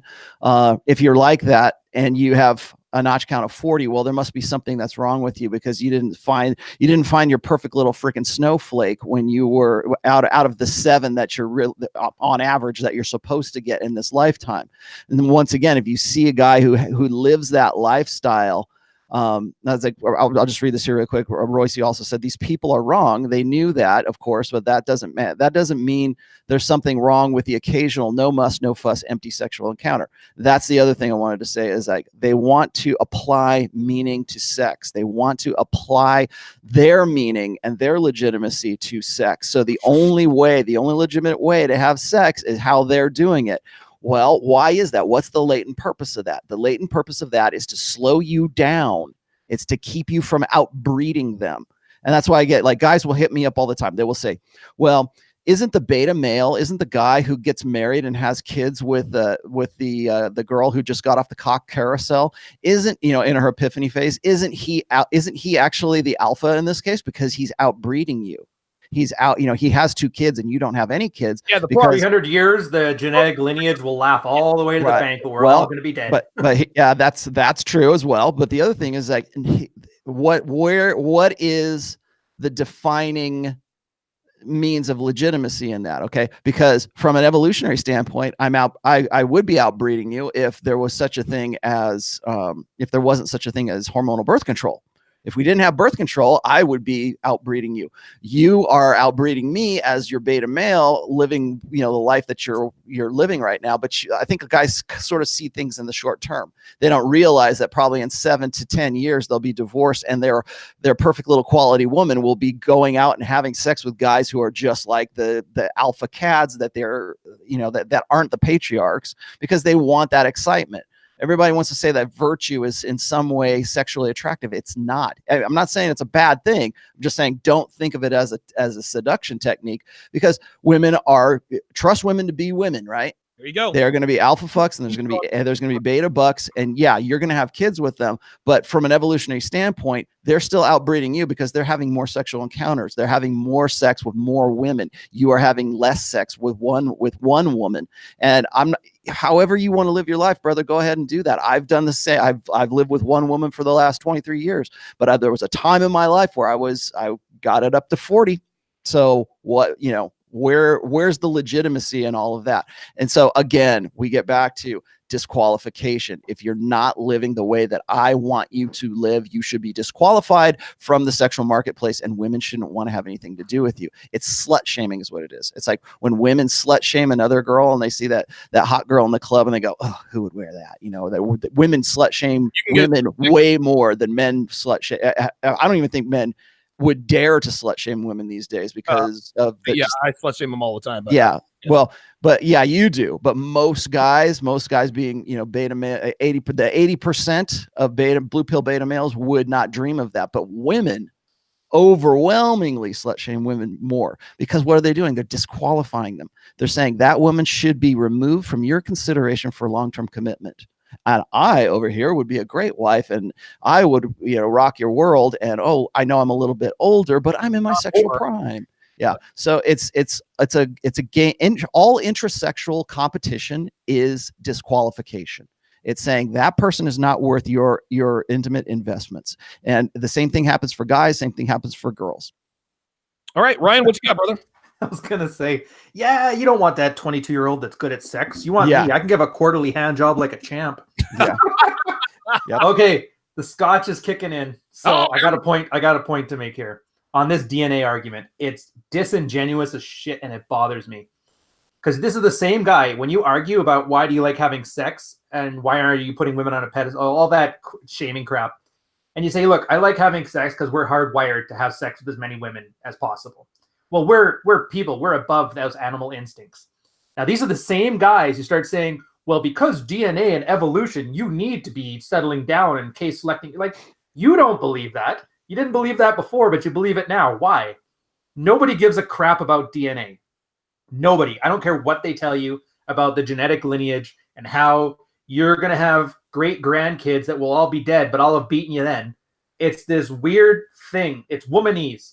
And you know how Rollo talks about how we're raising women to be, or men to be defective women? Here's a manifestation of that.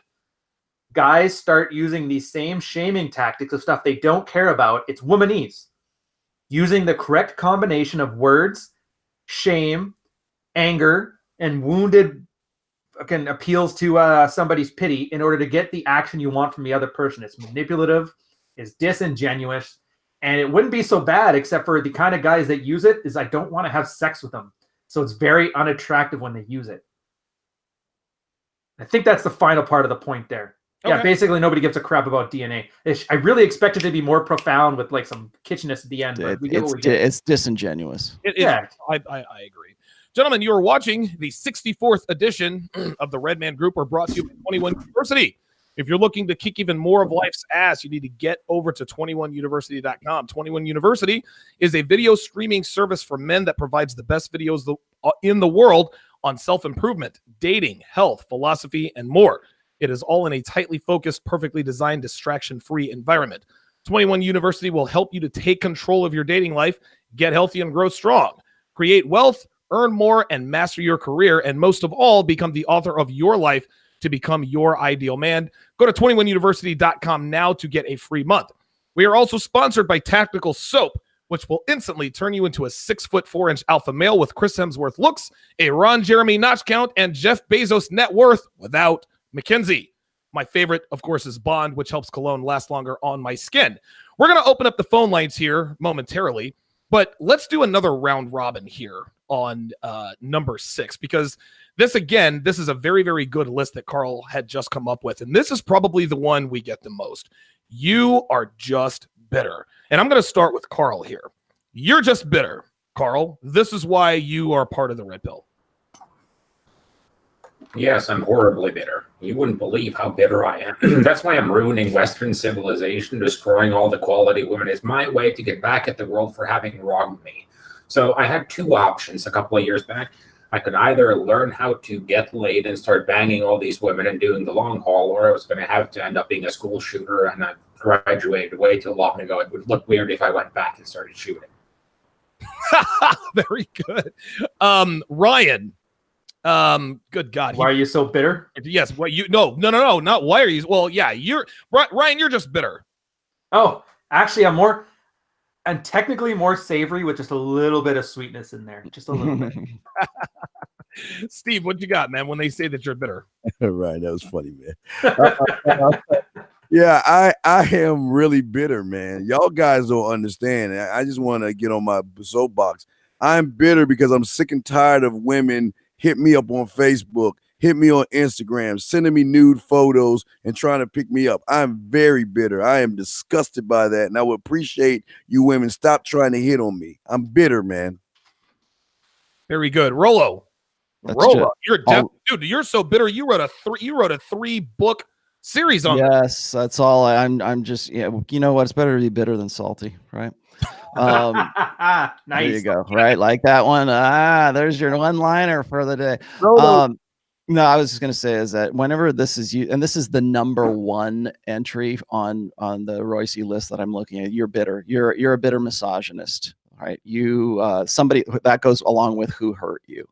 Right, you're just again, it's a way to end the conversation, but I think it's sort of it's rooted in the idea that you're just angry, you can't get over something, or you're just projecting. I hate that, man. That is like the go. People hate. It's funny. People hate. What it means. People hate on Freud so much, especially in the Manosphere. They hate on Freud, but they're the first people that'll throw out, you're just projecting. I thought you hated Freud. Right. Exactly. Where is this? I thought you were going to disqualify everything that Freud said, right? But because it's useful, because again, you're projecting is another one of those things where it's like you're just putting your angst and your frustration out on a larger thing. It's like the not all women are like that. It's like Nawalt, right? Not all women are like that. Everybody's this unique, special individual. No, there are actually generalities that are very predictable generalities, and sexual differences between men and women, and it's easy to see. It's just that you need some pat answer to end a conversation, and that's really what the bitter thing is. But they say that because they want to transfer their impression of you being angry, and if you were a right thinking individual, you would think the way that they're thinking. But instead you're just bitter and you're throwing out all of this stuff. Like if you mention anything truthful, it's always bitter misogyny. I even have a post called The Bitter Misogynists, and it's just a conversation killer is what it is. But it goes back to the angry thing. Like you're just angry. Everything about you is just anger. So we can't really take anything you say seriously because it comes from a state of anger. It comes from a root of anger. And that's like, guys will tell me all the time, will say, you know, how do you get over the anger phase? How do you get, it's like, people pick up on that. When people think that men are angry, more angry than women are as it is, it's called male anger bias. But the bitter side of things is just like, it just disqualification. Once everything that we've talked about is just pretty much disqualification and presuming that you have the legitimacy and that people need to qualify for your legitimacy. And that's all it comes down to. Good stuff. Guys, I have opened up the phone lines. 914-205-5356 is the number to call. Again, that's 914-205-5356. While we're waiting on the phone calls to come in, let us move to number 7, which is man up and do your duty. Steve, what's your response to that one? Man up and do my duty. Well, how can you define my duty when you're not me? So you can't tell me what I can and can't do. I don't even know how that works, man. You're speaking another language, right? Ryan, man up and do your duty. Dude, I go full AMOG on this one. I did 12 years. What do you got? Oh, shit. Okay. Dude, it's straight up DHV with an AMOG on there. I've already served 12 years. I deployed. What the fuck did you do? And then usually the guy will stand down or talk about his time in the cadets when he was making paper planes. Wait, are you talking about the military or your marriage? Damn straight. When you say doing your duty, I'll take it that route. You guys missed my joke. I was trying to be funny. Oh, try again. I like it. Okay, yeah, Ryan, when you say you've done 12 years, you know, you've served 12 years, is that the military or with your wife? Son of a... Steve, oh, I'm sorry, my bad. Rollo, do your duty. Man up and do your duty. Okay, this is one more qualification, of course, but this is what you will hear primarily from tradcons. That you need to get back on the plantation. It's an appeal to get you back on the plantation. It's an appeal to get you back into their form of right thinking, because misery loves company, and so does complacency. Complacency loves company as well. And what they try to do is they try to get you back on the plantation by saying you need to stick to the real plan, and the real plan is the old social contract. It doesn't matter, like, I got into this discussion with the guys about marriage and, you know, the difference between a covenant marriage and a Christian, or like a Christian covenant marriage and the contractual marriage that we have today. And after having this long conversation about saying, look, should there not be some sort of separation between a covenant marriage and a contractual marriage? If you want to make the state of marriage better, why not, you know, cut out the state and cut out all the bad side of marriage and get back to the good side, get back to, like, you know, a good monogamous marriage that gives men responsibility, but it also gives men authority. And that's where a lot of, like, PragerU uses this all the time. It's like, it's all about responsibility and 0% authority. But if you are a real man, or if you're doing your duty, it's all responsibility and 0% authority. And that's where we're at today.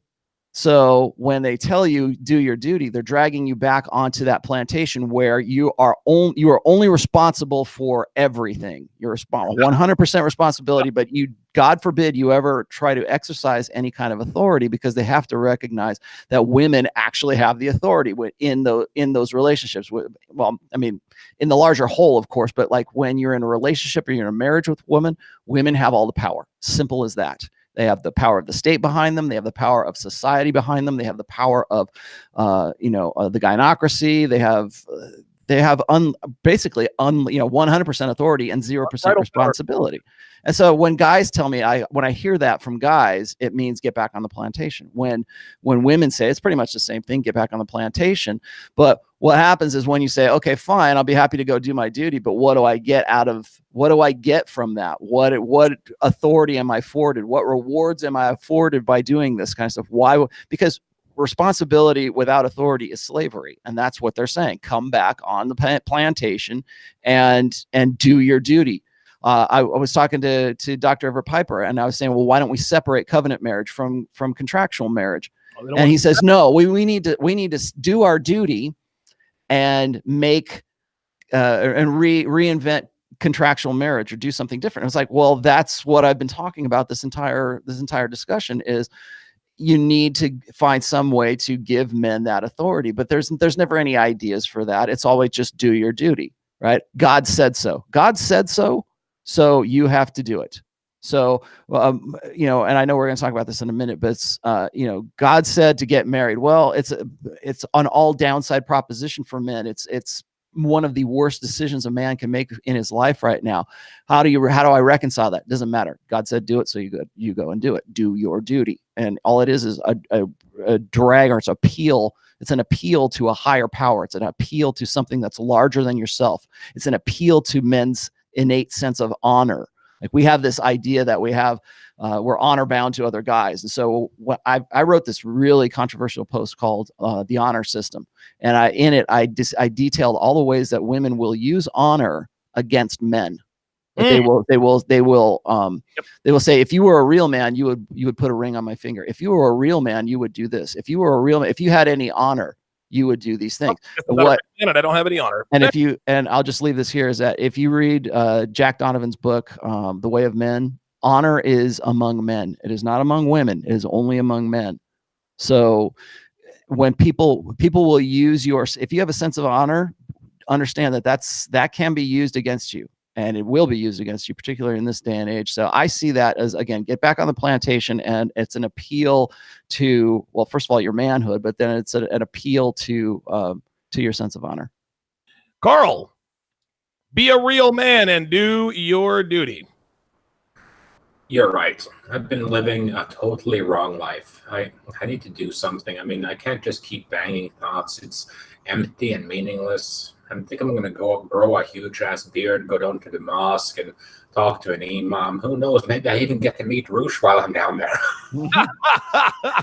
Very good. Very good. We're going to go to the phone lines. We've got three people on the phone lines. 914-205-5356. That's the number to call if you want to get in on the show. If you're calling from outside the U.S., it is 001. 914-205-5356. Let us go to area code 474. You're on Live with the Red Man Group. Go ahead. Hey guys, it's Brad from Norway here. Hey, how you doing, man? Thank you for a great show. Hey, thank you. Yeah, guys, really, I wanted to call in yesterday, but about sheet testing, but it was like 2:00 here. I was sleeping, so can I ask any question about sheet testing today? Yeah, go ahead. You got it, man. Thank you, because one of my plates, she tested me really heavy. She gave me 10 sheet tests right after each other. Damn. And rapid fire. Wait, hold on. Rapid fire shit tests? Yeah, sheet testing. Yeah. Damn. So I used information from Rollo's essay about mechanics of Kino, his essay about sheet testing, his teaching about the mental point of origin, and operation conditioning. And I used mastery to try to pass this test, but she left me after that. So I just want to shortly tell you what it was, and I need to know what's happening here. So I met this girl for 3 months ago in a club. I pulled her home. I closed the deal the same night, and she has been my plate since then. And she moved to my city now, and she could live at my place. But in the morning when she was going to work, I woke her up. I said, you have to go to work. And she was lazy in the bed. I say, come on. And she gets angry. And she went to work. And when she came home during the night, I called her. I say, where are you? She say, at town. I say, come home. And she say, please tell me nicely that you want me to come home. Ooh, I agree and amplify. I said, get your ass back home right now. And I was smiling. And she said, okay. But when she came home, I was making food for her, and now she was angry. She turned her back against me. Yeah, hold on. Let me stop you right there, caller. Let me stop you right away. there. Yeah, see, the reason why she got angry is you keep going back and forth. You don't know it, but you're pulling what's called push-pull game. So number one, you met a slut at the club. You fucked her the first night, right? There is no reason you should have this girl spending the night at your place. That's the first thing. That's why she was pissed off because, and see, here's the thing. This is why sluts respond very well to asshole game, because sluts know that they are not worthy of being treated like a lady. And if you as a man show ineptitude in that area, they act up and they treat you badly. Subconsciously, they say, subconsciously, they don't think about this consciously. This is in their hind brain. They think, I'm a slut. I'm not worthy of being treated like a lady. Why has this guy not figured it out? Why are you making her breakfast? Was it breakfast? No, wait, hold on, Rand. You're fucking this up. This is the thing. Right? That's what I'm doing. He's unknowingly going from alpha to beta. So he kicks her out, right? So then she goes to work. Then he calls her up and tells her to come home. Now you're back to being a beta. She gets pissed at you because you're telling her to come home acting like a beta, which is why she shit tested you. Ask me nicely. You went total super alpha. Get your ass back here now. So she softened up. As soon as she got home, you're making her something to eat. That's beta. Now she's getting pissed at you. Now you're going to tell me about the next shit test. This is how this is going. Yeah, it's true. Yeah, it's so true, man. And the strange thing was, when she was eating, she didn't talk to me. She turned her back against me. And there I was thinking about, Rollo said something in the Mechanics of Kino essay. He said, the girls, they can take Kino away from you. They take away the intention from you it's because they try to make this operation. Instead of thinking about Rollo stuff, why didn't you just kick her out of your house for ignoring you? Yeah, fuck that, dude. Dude, every man at some point has to kick a woman out of his house. I think it's like and bounce her purse off her ass on the way out. I think every man should kick at least one woman out of his house just to see what it feels Dude, like. I got one of my best plates by kicking her out of my house. It was awesome. That's right. And guess what? 100% success rate, because when they leave, they leave, right? There is no greater demonstration of higher value than to dump a woman. Boom. And so when you know why, one of the reasons why makeup sex is so hot, and it will all makeup sex after like a near breakup or like after a real breakup is always going to be more intense than like your date nights and the stuff that you contrive to keep the romance alive. And the reason for that is because that there is that anxiety that's applied to that.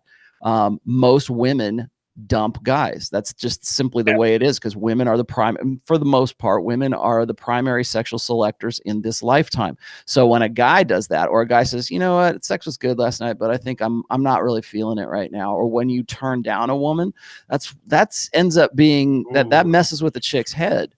Because remember, women are raised to believe that their only agency is their sexual agency with men. And when you remove that power away from them, they're powerless, because men hold all the cards. If you take sex away, men hold all the cards.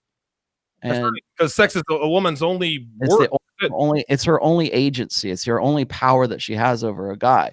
So tell us about the what other you said. Yeah, I was gonna say there's an ending to this story. I mean, that I don't want I don't want to say too much, because I know that Steve's just gonna say the same thing I am, and I've stolen much thunder here, so I'm just gonna defer to Steve. Defer to Steve. Real quick, go ahead and end this. So what happened next? How does the story end? Yeah, so when she turned back against me, I was watching TV. I ignored her. I didn't. Because I'm a nice guy. Usually I go and say, what's wrong with you? What's wrong with you? But this time I didn't do it. I want to be in my mental point of origin, and I was watching TV. But now she tried to, don't let me watching TV. She said to me, I'm so cold. I don't care about her anymore. And I just ignored that. And I told her, I have to watch this program because I need to watch it before tomorrow. What the fuck? What are you talking about? Yeah, you're explaining your actions. Never explain your actions. No, I was watching television. No, I'm just wondering. Explain to me your actions. That makes no sense. I gotta watch the episode of The Wire, because if I miss it by tomorrow, they're gonna be spoilers. Like what? Oh no. I mean, there's no way she bought that. There's no way. Well, what did she do? You're just in a frame grab. To say, yes, she tried to tell me, okay, you can watch this movie on your phone. Don't watch it on the television. Listen, I'm gonna stop you right there. I'm gonna go ahead and dump. Yeah. I'm gonna go ahead and. All right, listen, caller, and thanks for the call. This is the problem. You are treating a plate like a girlfriend. You're treating a plate like a friend with benefits, right? If you're just fucking her, you're not sitting around watching TV. You're not cooking her dinner. You're not calling her up and telling her, hey, come on, please come home. This is why, just like Rollo said, this is why it's a frame grab. She knows that you're she is a club slut. Why are you treating her like a long-term relationship? This is why she's shit testing you. She's trying to figure out if you really know that she is nothing more than a club slut. Well, she never earned any of this. That's the thing. What did she do other than have sex with him, that's his attention. You buy his attention with sex. That's it. She didn't earn dinner. Nope. All she's done has been mean to him. Why are you giving me dinner? And that's why she's acting up, because she knows she doesn't deserve dinner. Carl, what are your thoughts on this? I'm going to come to Steve next. I just think he needs to kind of decide. He obviously, I think, is pretty new to this whole thing, because it seems like he doesn't have an outcome and he hasn't put the girl inside her little box. Because you guys pointed out, he vacillates between alpha and beta constantly. He explains his actions, and that's why the girl doesn't know who she's dealing with. Is she dealing with the alpha who picked her up at the club, or is she dealing with the beta who's cooking her breakfast? And just to point out, I said this in chat, but I'm going to say it here too. There's only one reason ever to cook a girl breakfast, and that is if the condom broke and you need to get a morning after pill in her and you don't want her to find out. You can crush that and put it in her orange juice. But what you have to figure out is, what is your desired outcome with this girl? Do you actually want her to be your girlfriend? Does she want to be your girlfriend? Or do you actually want to keep her as a plate or just some girl you fuck with? Because you don't take a girl who you're just banging to a family wedding. Right. You don't start introducing them to your buddies. You don't invite them out for dinner. It's with longer plates, okay, you may need to feed them on occasion, otherwise they get cranky, but stop treating her like a goddamn girlfriend. It's as simple as that. Unless you want a goddamn girlfriend, in that case, keep going, but this one is probably not going to be comfortable with that. She was surprised you didn't kick her out at 3 a.m. That's exactly it. Yeah, listen, hoes got to eat too, right? That's why they get cranky. But I'm just, when you asked him this question, this was rhetorical. Do you want to make this girl your girlfriend? I'm going to go with no. Why? Because you never make a female you fuck on the first date your girlfriend. It never. Steve, I've never had sex with a date on it. It's either first date or never. So I kind of want to preface that. Sex is tangential. Doesn't even matter. Sex just means she gets to be in your life long enough where you can figure out, in my opinion. Agreed. Steve, what are your thoughts? Hey, Rollo, this is for you. So the thing is this, man, and this is why y'all guys got to get your damn crayons out and listen. Uh-oh. This is a case and scenario of y'all want to pretend to play man and you get caught up and be, it is. There it is. Y'all pretend to be man, but you end up to be, excuse my language, her bitch.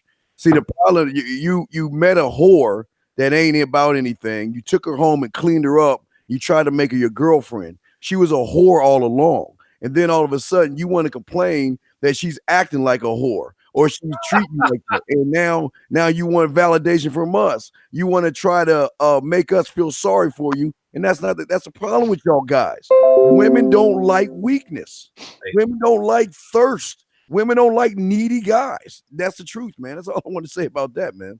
Yeah, I think that's pretty obvious. Let's go to the next caller. Area code. Oh, we got 4 other callers in the queue.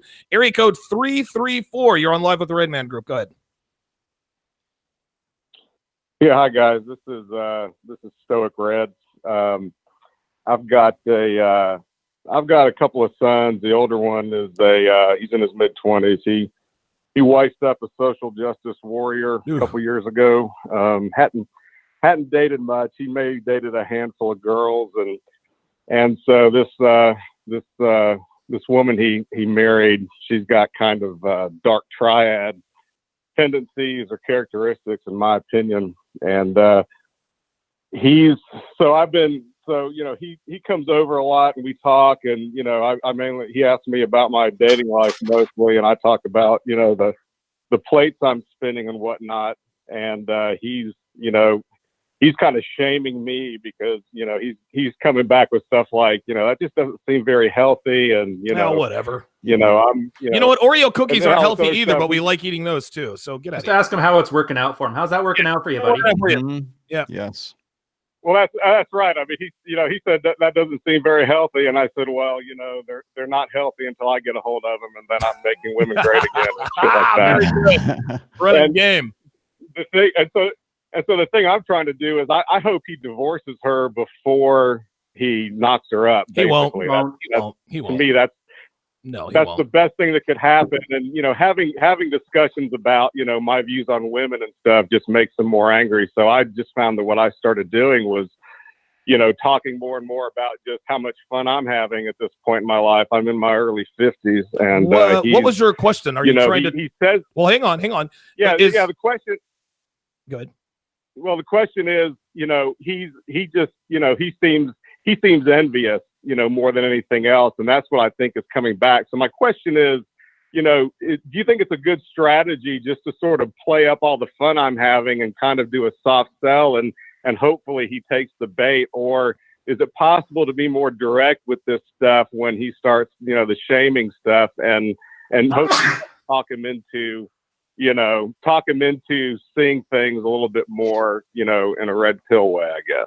Yeah, my answer to this, and I'll let Rollo go next, as I think Rollo is qualified to answer this. The only way you can really, because what you basically asked us is, hey, listen, how do I red pill a buddy of mine? Now, this person happens to be your son. You care very much for your son, but that's what it comes down to. And the number one rule of Fight Club is do not talk about Fight Club. You have to come at this, you have to use like indirect approach. What you do, hey, you know what? Somebody sent me a link to XYZ video. You might want to check these guys out, right? Hey, you know, I bought this book on Amazon. It's called The Rational Male. Take a look at it when you can. If you try to cram something down somebody, he's your son, right? So when you try to tell him what to do, it's just a natural defiance. No, Dad, you're wrong, blah, blah, blah, blah, blah. How's that working out for you, et cetera, et cetera. But yeah, you've got to take it indirectly. The second thing you need to do is put the best case scenario out of your mind. Listen, just because you think she's dark triad doesn't necessarily mean she's dark triad. Okay, so she's a fucking bitch, she's evil, and she's diabolical. That doesn't mean she's BPD. That doesn't mean she's dark triad. Because if she were dark triad, you would never see your son. You would never be able to have interactions with your son. So I would take the indirect approach. I'll take the indirect approach here. Carl, what you got, man?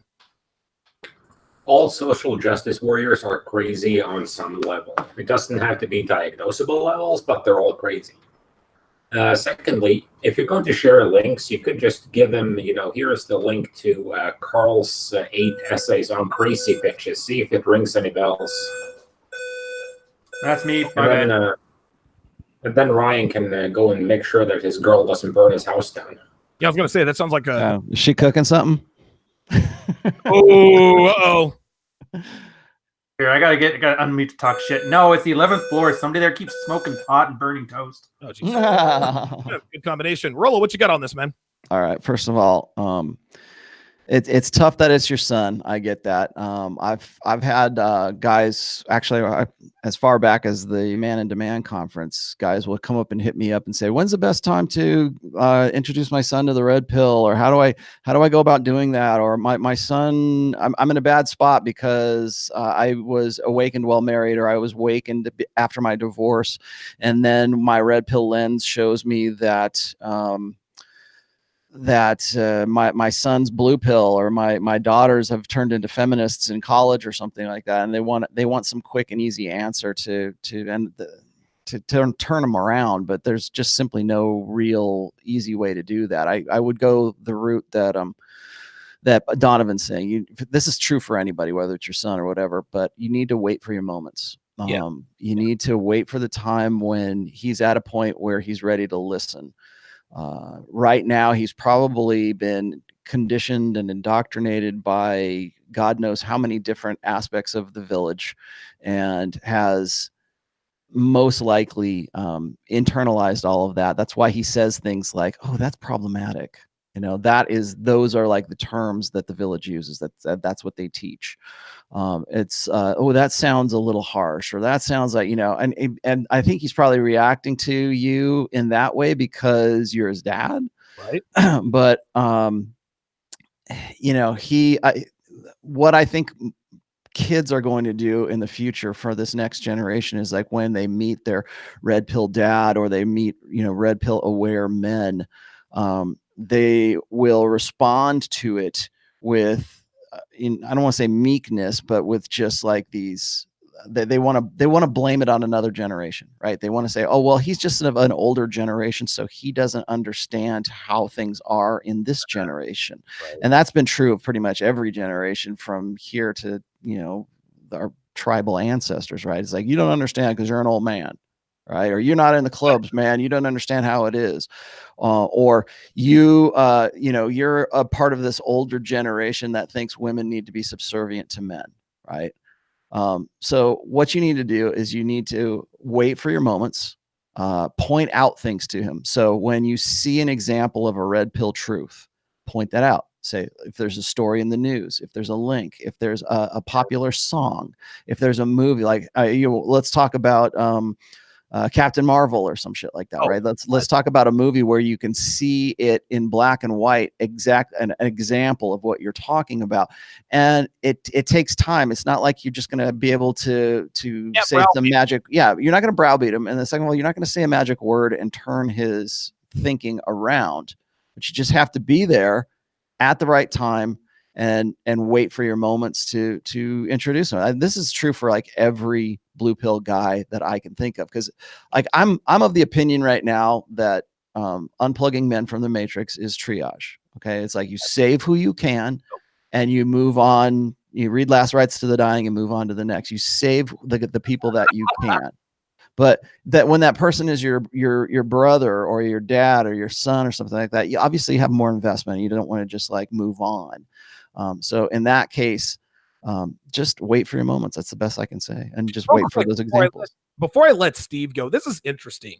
My brother, not my youngest brother, but he is 30. God, okay, I'm 42, so he is 39. God damn, my brother is going to be 40 this year. He is married to a woman who is 10 years his senior. He is married to a female that is older than he is by 10 years, right? Now, I could jump in and say, Dennis, that's really not his name, but, Dennis, Donovan, and David, those are the three mythical brothers. Dennis, you shouldn't marry this woman. She's 10 years older than you. My mother gave him advice. He actually had it down between two women. He had it down between this woman who was 10 years older than him, and then there was a woman who was 5 years younger. My mom liked the girl who was 5 years younger because she challenges him, keeps him on his toes. Now, he may have married a woman who is 10 years his senior, but had he married that woman who challenges him and keeps him on his toes, his life would probably be a train wreck now. The point is I agree with Rollo. You just got to pick your spots. It's triage. You can't browbeat him, and it's going to be a very slow process. Steve, what's your advice for this guy? Yeah, this is to me what I call a prime example of chaos. And I'm gonna tell you why I'm gonna blame the caller more than the son. As a man and as a father, you got to lead by example.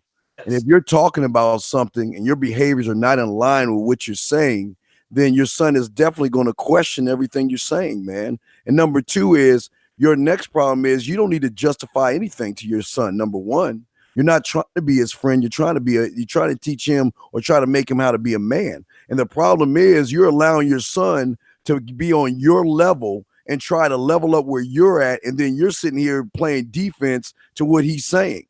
If you show him by the examples that you see, again, you don't have to, again, yes, tell him about Rollo's book. Tell him about Ryan. Tell him about Donovan. Tell him about Carl. Do all those things. But in the same sense, your behaviors have got to line up with the things that you're trying to push on him, or just like everybody, they're going to start questioning you because you're running your mouth this way, but your behaviors are going this way. So I'm just saying right now, caller, you're in chaos, and that's the problem that you're having with your son. If you were had a more solid foundation and you were aligned with everything and had a smooth current, then your son will more likely be open to what you have to say because he sees what you're doing. He's not just hearing what you're saying. And that's all I want to say on that. That's it. Yeah, well said. Listen, we always say don't listen to what she does, or don't listen to what she says. Watch what she does. Actions speak louder than words, man. Acting on verba. Ryan, what's your take on this? Oh, sorry about that. I was having a guy telling me about wearing cargo shorts and I was losing my mind. Yeah, you can't help him. Here's what you're going to do. You be the best example you can be. Throw some tips out. Keep the jargon out of it. Nobody cares when you talk about AMOG. If you can't explain it in simple human language, you don't understand it. And when he screws up, and he's going to have to screw up. Oh, for crying out loud. Here, skip over me on this one. They're doing the announcement. All right. All right, let's go to the next caller. Let's go to the next caller. Man, all sorts of shenanigans going on with the Stone household. Area code 647. Thank you for holding. You're on live with the Red Ben Group. Yes, we can hear you. Please get to the point. Hey guys, I have two questions. So the first question is, should you take more time asking a girl for a number in places where both of you are known? So i.e. school gym compared to day/night game? If you're at the school gym, just fuck her right there. Yes, there you go. That place is a meat market. How old are you, caller? 25. What school gym are you talking about? Is this community college? Oh, like school or gym? No, it's just examples I was using. Oh, okay. That's a very broad answer. I don't know that there's an answer to should you take more time. If there's an opportunity for you to get her number, then get it. What's your second question? So based on Rollo's suggestion about reading Mystery Method, for me, it kind of blew open the door about understanding women. So I just kind of want to ask about, so is game just simply delaying your interest in a girl or delaying showing it until she, by testing her, so like maybe like negging her or like. Damn it, fuck the alarm. Dude, why are you delaying showing her your intentions? Why are you not leading with your intentions? Yeah, this is you want to stick your dick in her. Fuck. Go get her number and talk to her. And if she says no, A, you either went on too hard and too strong because you fucking scared her away, or B, she doesn't want to. And either way, you just saved yourself 20 minutes of talking about the weather. Dude, you're overthinking this, man. Yeah, listen, that was going to be what I said. You're overthinking this. Don't think, just react. You want to know what game is in a nutshell, guys? Game is not being afraid to be a man. Game is not being afraid to be transparent. This isn't poker. There's no poker face. If you like the girl and you want to fuck her, get her number. Hey, you seem cool. Let's hang out. Put your number in my phone. If she says yes, great. If she says no, on to the next target. My advice to you, caller, would be not to outthink the room. That sounds like you're probably new to the red pill, which means that you need some practice. There is no fake it till you make it. You have to get out there and get your feet wet. And here's another thing. There is no right or wrong answer to any one question. You might take 20 minutes to get a girl's phone number. The next girl might give you her number within 5 seconds. You just never know. But you have to put the stuff into practice. And every girl, every situation is different. You're going to run different game on some girls than you do on others. But it's all about you. You don't have there are no steps. This isn't color by numbers. This is you not being afraid to be a man. Rollo, what's your advice for this guy? Remember when we were talking last night on Redline and that dude called in and he was worried about over analyzing things? Yes. Like he was like everywhere he looked was, there's hypergamy is under every rock, it's like communists are everywhere, I think that you need to get out of your head and start, it has to be something that's internalized. Right now it's an act for you and it's a script for you. And while that's important in the early days, the key of learning game is to get it to the point where it doesn't seem like it's forced. It's not an act for you anymore. It becomes part of who you are. So should you take more time getting do I take more time getting a phone number here than I do somewhere else? It's like, well, first of all, phone numbers are dead, man. Like a number close and this is old and maybe watch Mystery, but also remember that Mystery is dated. Okay. I laugh my ass off when a sweet little tradcon girl says, oh yeah, those pickup artists are horrible. If you would just be a nice guy and just be yourself and just be a virtuous, upstanding man, women will just want to jump on your dick. Right.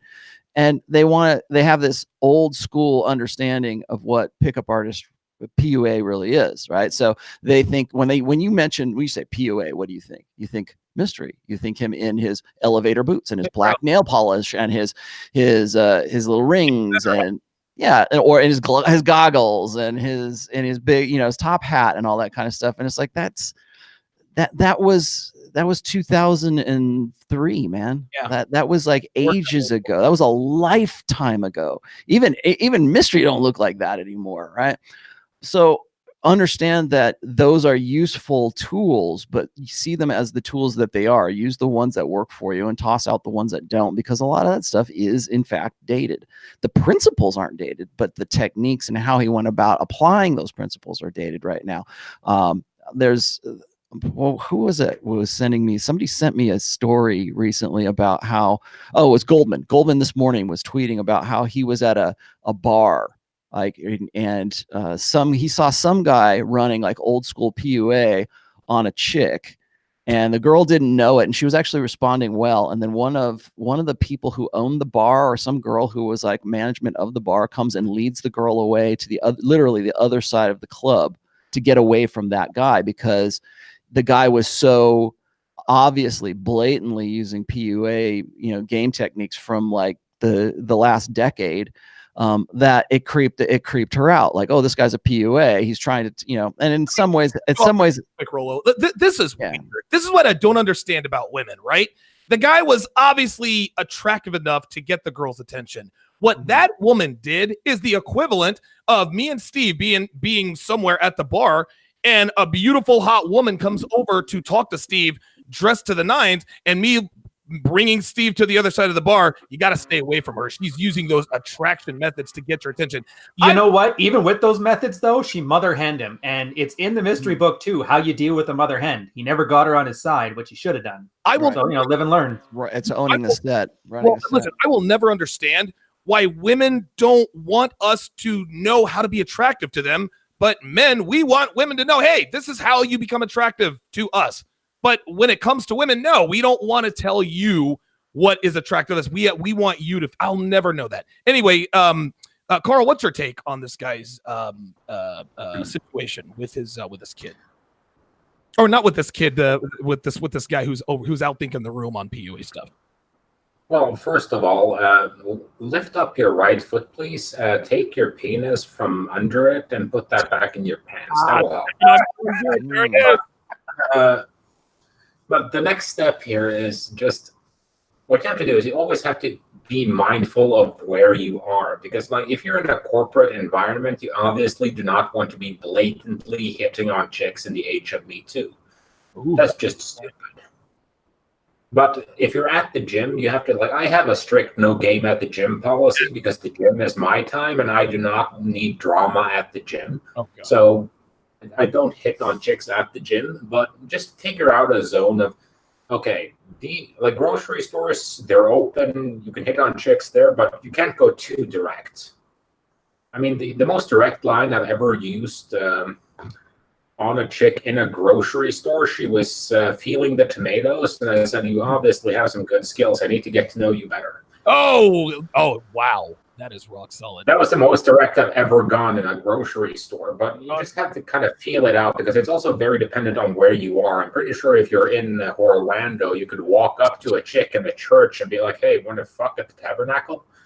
And that would just work out fine. I mean, it depends. I have to. That was a really good one, but I gotta lay a good one out for you one time. And I almost got in trouble for doing this too. But there was one time I was on a commercial shoot, and there was a really hot chick that was there, and she had those kind of like boots that go up to your knees, kind of thing. Oh. Like those kind of kinky, and not like dominatrix boots, but like just but the boots, like sex boots, right? Fuck me pumps, the fuck me pumps, the fuck me boots. And all I did was this: I just looked at her, I kind of like looked her up, and I looked her down, and I go, "Do you ride?" Oh wow, very nice. That's all. And then instant click. Yeah, talking about motorcycles, right? Yeah. Or horses, whatever. Steve, your advice. Yeah, I'm gonna take it to the other side of the spectrum. My question is, as caller, is do you sit and think and take time to turn on a light in the morning when you get up? Do you take time to brush your teeth? Do you take time to get something to drink or eat? Y'all guys what amazes me about you guys is that you try to separate church and state. The way you should be in everything you do is just do it. You've got to, when you think it, you do it.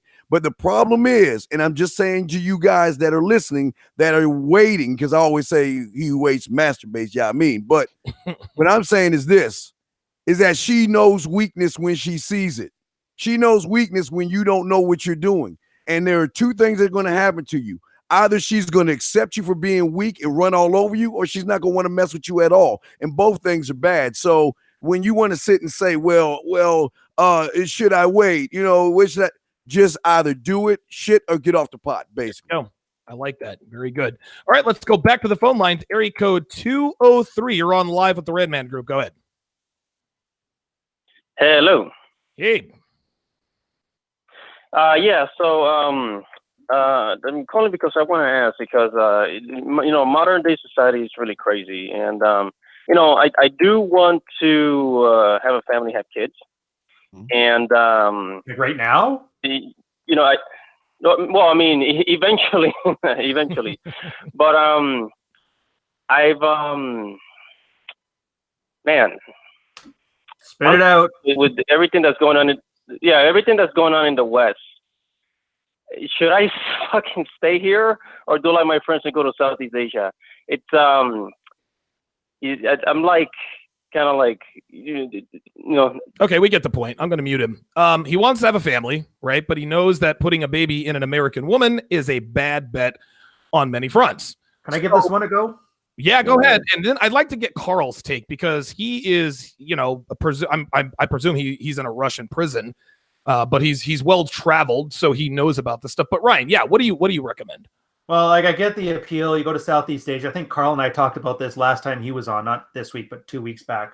He's going to get a bit of a boost when he gets down there. So what I'm suggesting is if the girls here are so bad and not good for anything but sex, why don't you practice here?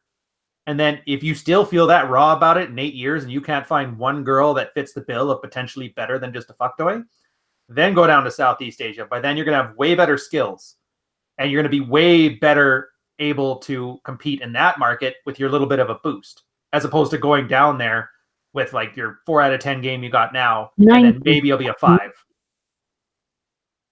Wow, 4 out of 10 game. I like that. Carl, what's your advice? Should he move abroad to start a family, or should he take his chances here in the States? I know I'm more with Ryan on that. I think he just has to kind of work it out, build the skills, and kind of decide that for himself. I mean, going to Southeast Asia, I mean, I love being in Asia. The weather's good, the food is great, and a lot healthier than American food. And I mean, the women are nice and polite. I mean, they still have issues. Like in Thai girls, you're not just marrying the girl, you're marrying the whole family. And the major risk with going to Southeast Asia to run game is that you go there for a couple of years, you get some decent traction. Suddenly you're running a YouTube channel and you're on a show wearing huge douchebag glasses with bags under your eyes that go down to your chin line and wearing a pink jacket and drop 18 F-bombs a second and do marketing videos for poor Ryan and his Somali family. So that damn gin. Good answer. Well, we got one more phone call that we got to move to super. I just want to say something real quick. Oh yeah, my bad, Steve. Go ahead. Cool. You running 10 seconds. You running from America to Asia is you running away from the problem, which is going to be you. It doesn't matter if you go to Mars, Jupiter, or Japan. If you are weak, you're just weak, man. You can't run away from weakness. That's what y'all try to do. You try to, now not get you wrong, when you go to another country, yes, they're going to treat you better. But after a while, when she realizes that you have no spine, or like Carl says, you got to lift your leg and pull your penis from under yourself, she's not going to respect you as a man. So you can run as much as you want to, but until you are honest with yourself and face the fact that you need to learn how to be a man, you are just running away from your problems. I say this all the time. If you can't get laid in America, you're not going to be able to get laid in other countries, because no matter where a woman is from, no matter what environment, no matter what culture, women respect masculinity. I'm not saying that he's trying to run away from this, because he says he does want to start a family. But understand this. If you do want to start a family, the woman that you're going to start a family with, she's not going to procreate with you if you don't show true masculinity. I tell black guys this all the time. A lot of black guys think they want to date white girls because they think white girls are easier. Bruh, if you can't fuck sisters, you ain't fucking white girls. That's all there is to it. You still got to have the game. Last call of the day, area code 706. Thanks for holding. You're on live with the Red Man Group. Go ahead. Hey, guys. What's up? What's up, brother? Well, I'll keep it real quick because I know you guys are trying to get a lot done. But I was chatting with Rollo a while back on Twitter, and I've been noticing this a lot. And in reference to the hate for the red pill, there's this kind of idea or attitude that I see from a lot of guys, and it's kind of this whole thing about, oh, if I do this and I do that, then I will have arrived and I will have reached the plateau of my masculinity.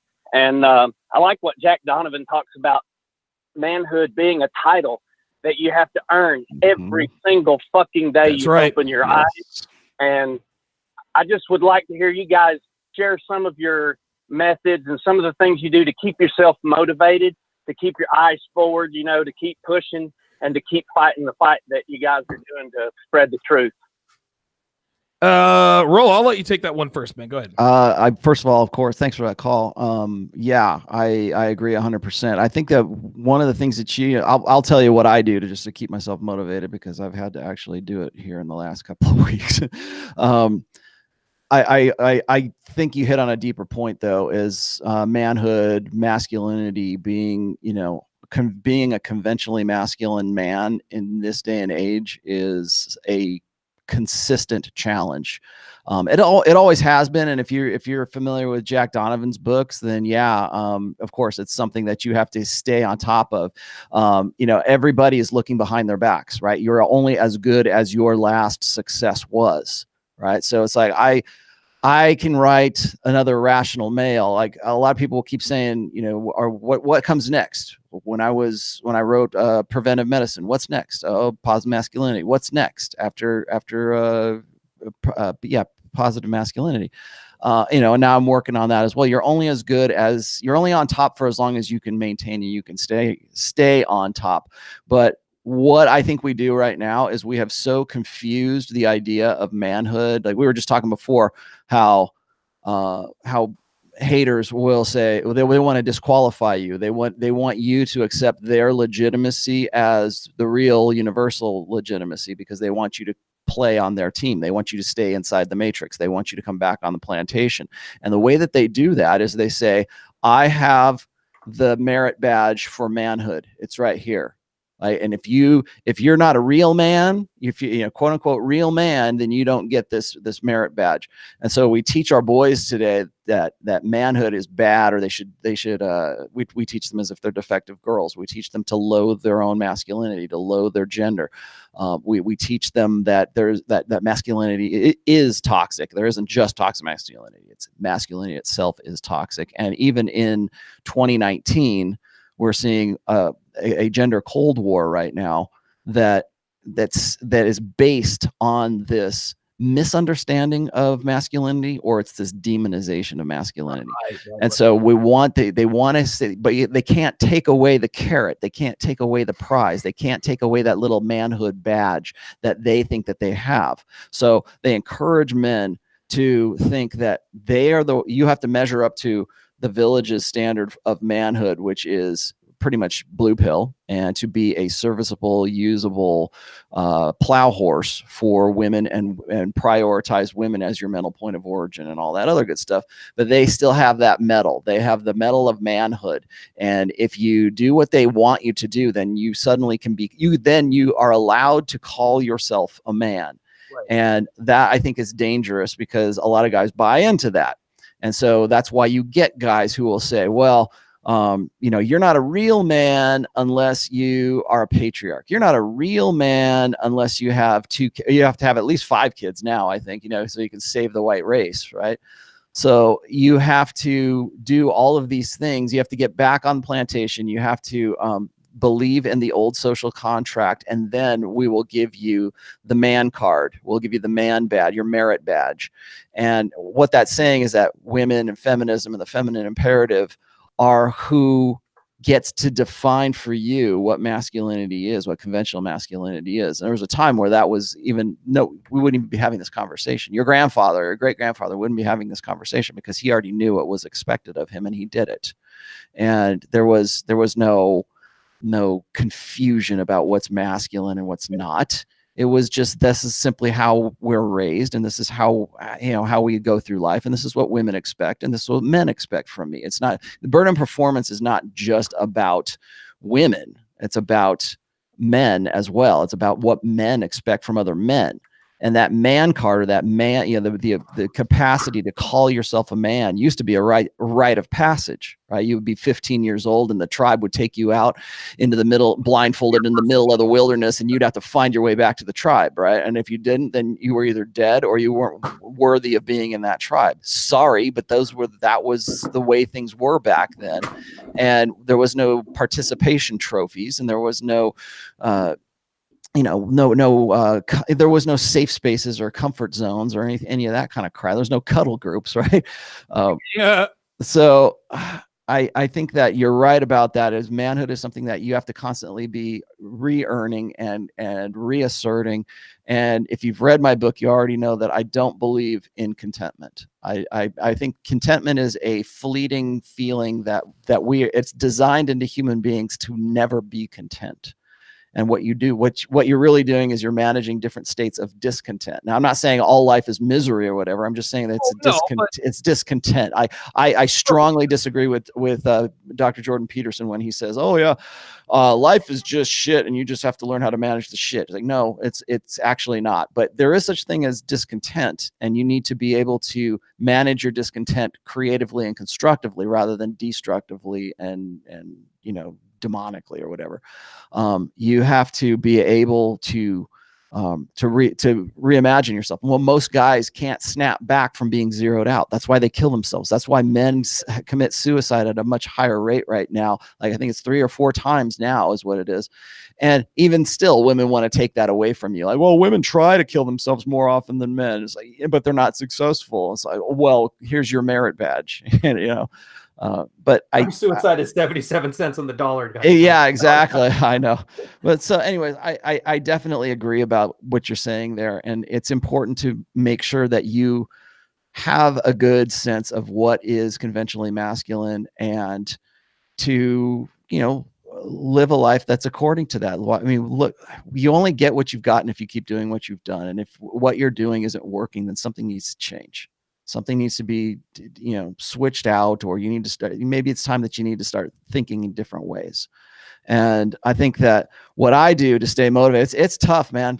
I'm not saying, oh, it's hard to be me, but it's tough there's so much going on. I think right now, what I struggle with most when it comes to maintaining my drive is learning how to not multitask as much as I am used to doing. I think we are so distracted by so many different things, whether it's a small screen, a medium screen, or a large screen.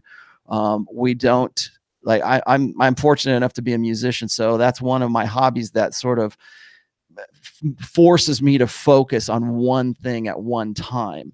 And if I had any advice for guys who want to, avoid burnout, because that's what I'm finding that I really have to do. I have had to, ever since I started working for myself, whether that's in my liquor industry or that's doing what I do as Rollo Tomassi, I have always had to find, some kind of way to put all of that background noise away.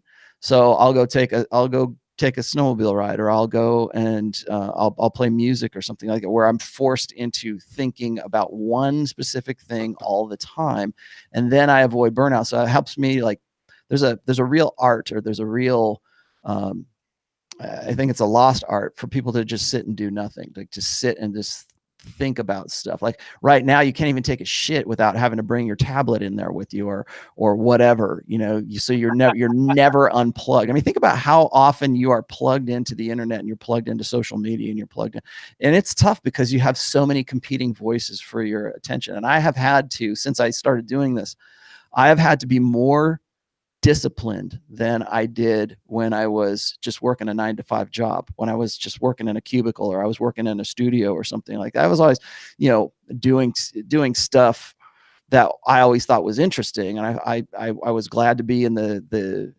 work, doing the work that I was doing at that time. But my degree of responsibility and my degree of disciplining myself was limited to making sure I got up at 5 a.m. to go to the gym and make sure that I got to work on time. And I would go see my daughter's, theater plays or whatever, little league games, that kind of stuff. Real quick, what I do, in other words, to look at if you guys see the image on my screen, that's how I stay motivated, right? That's personally how By looking at yourself as a fat body. What? Yes, that's exactly right. I don't want. I'm not trying to go back to that. Like, look at that. I got titties in that other photo. Ryan, how do you and Rollo actually put it more eloquently? How do you deal with red pill burnout? Because red pill burnout, that's what causes you to struggle to motivate yourself, because it's not, just like Rollo said, it's not easy living this life. And listen, Rollo's a modest guy. I'm not so modest. It's fucking hard being me. Sometimes being me is a fucking headache. Sometimes it's not worth it, but I don't want to go back to that guy. If it's as hard as being around you, I totally understand. Yeah, you see what I mean? Ask Devin, she'll tell you. I don't know. I got from the guy's question, it was more of like an existential one. So I'm going to kind of approach from there, like the what is masculinity? What do I do to be a man? The burnout was just him fighting to reach a goal. So I'm going to approach it from that end here. Bear with me for a minute. And I wrote about it based on after I got deployed and I got back, and I kind of got a little bit disheartened for that, but it was a Remembrance Day, which you guys have Patriots Day in the States. Right. And I remember sitting down with this Korean War vet, and he asked about our deployment and what he did. And I laid out there, we did this, we did that. It was awesome. We were hunting pirates. And I'm like, what did you do? And he said, and this hit me like a ton of bricks. They dropped me off in Korea with a parachute and told me to blow up anything made out of steel that moves. Wow. Yeah, and right there, it was like, that really took, and I realized then, and I'd have some time to reflect about it since, when he's worried about, like, what does it mean to be a man? How hard do I need to work to be a man? All those responsibilities. It's more important to detach your personal goals from what it takes to be a man, and to remove that which is not masculine. And you're not going to be left with much. So I know that's why a lot of guys get burned out, because they think they have to work really hard. They have to go and join the military or some kind of like service in response to their nation. Your grandfather was a man back then because they needed guys to go to war. So they gave him a rifle and like, there, the Nazis are over there, get going. So they didn't actually choose that.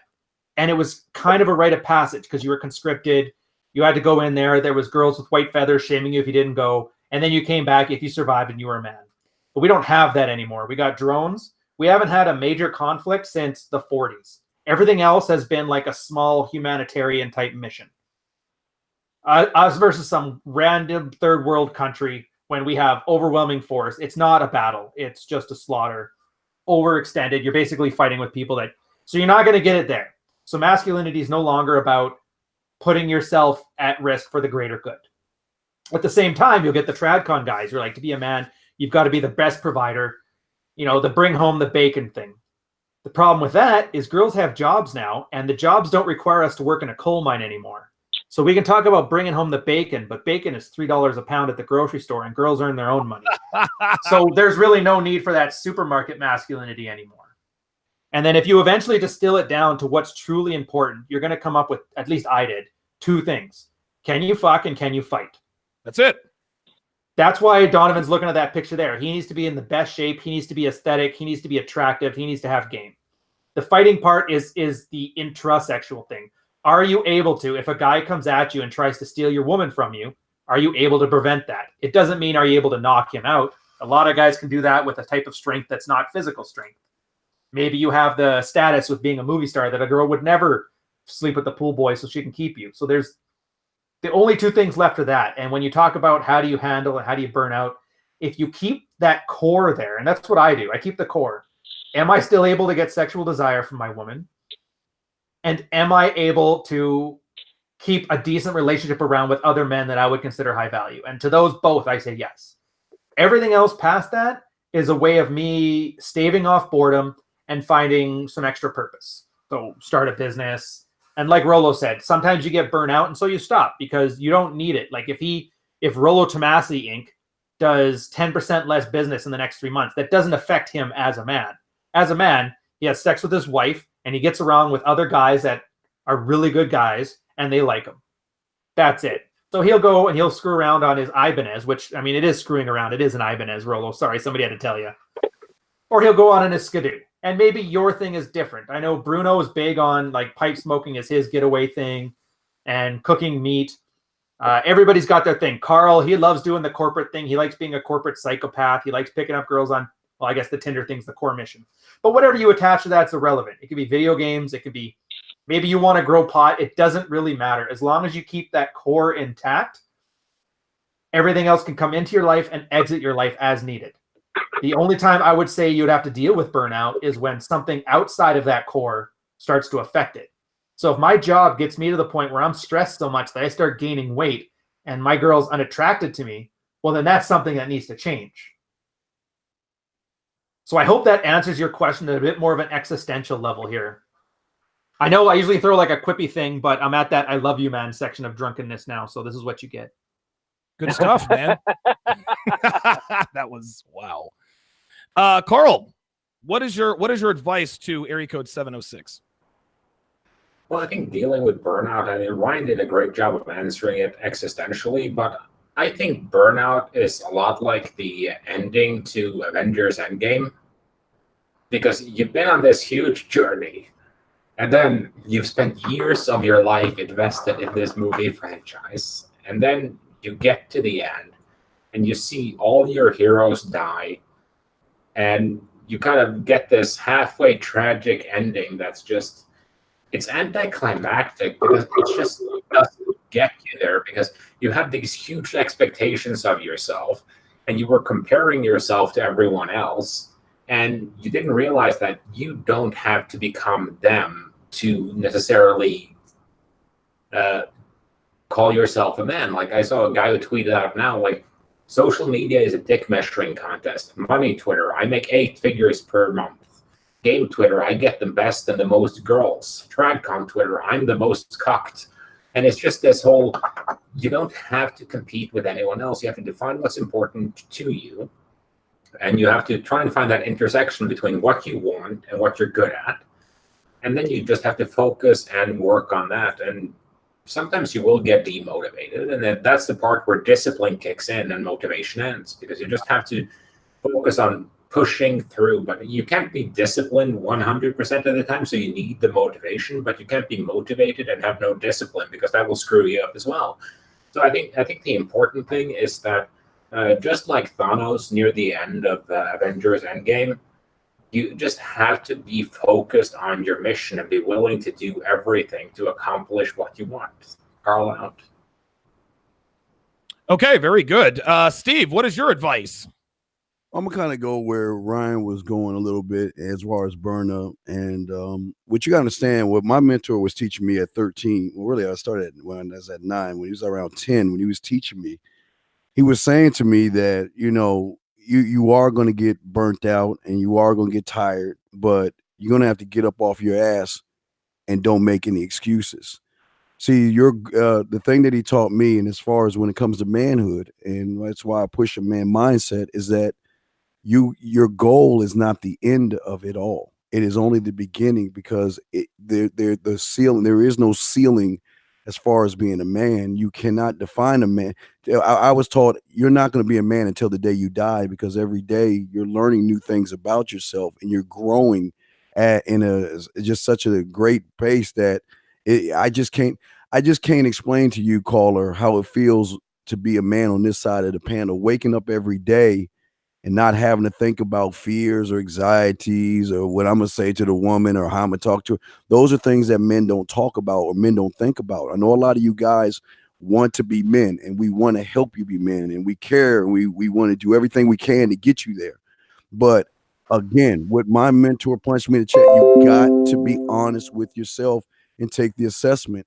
If you are worshiping women, then you are not on the right pathway, because none of these guys on this panel worship women. They worship themselves first. And those are things that you've got to sit there and ask yourself. If I'm worshiping women, if I wake up every morning and I'm thinking about the fear and the lack of talking to women, and I'm worried about this when it comes to women, worried about that, what I'm telling you is these men on this panel don't wake up thinking that, where most of you guys do. So in order to get on this side of the street, it's going to take some work. And yes, through your work, you're going to get burnt out. But what I'm saying for you guys on your side, when you feel burnt out, that should be the motivating thing, because sometimes it's not just burnout. Sometimes it's your mind, or what we call your gatekeeper, trying to prevent you from growing. or it's doing things to prevent you from doing or expanding your comfort zone and who you are as a person. So you're gonna have bad days. You have difficult days. I mean, hell, I'm an old cake guy, but I try to ride my bike every day. And there's some days my body says, "No, Steve, we ain't riding today." And I was taught, when my body says no, that's when I'm gonna do it that much more, because I will never let my body define or tell me what I can and cannot do, young man. Very good. Excellent responses. Very good question there, because I think that's something that a lot of guys struggle with. And thanks for the call, area code 706. We're going to answer a couple of super chat questions here, and then we're going to wrap up the show. The first super chat question is, I actually just had it up here. Bagels Truth says, can you explain solipsism more? And let's try to keep this brief, because we've been on the air now almost 2.5 hours, and we all have other stuff we have to be doing. Let's go with Rollo, Ryan, Carl, Steve in that order. I'm going to go drain the main vein. I'll be right back. Sure. There's a difference between solipsism and narcissism. That's the first thing that you need to understand. When I have two pretty seminal posts on solipsism. Women are innately solipsistic, and what that means is that they think of themselves and their kids before anything else in the world. Okay, they come first, and you are just an actor upon their world. And people say, well, isn't that narcissism? That's self-love. Well, it can be, but most women are solipsistic in the sense that they have to be.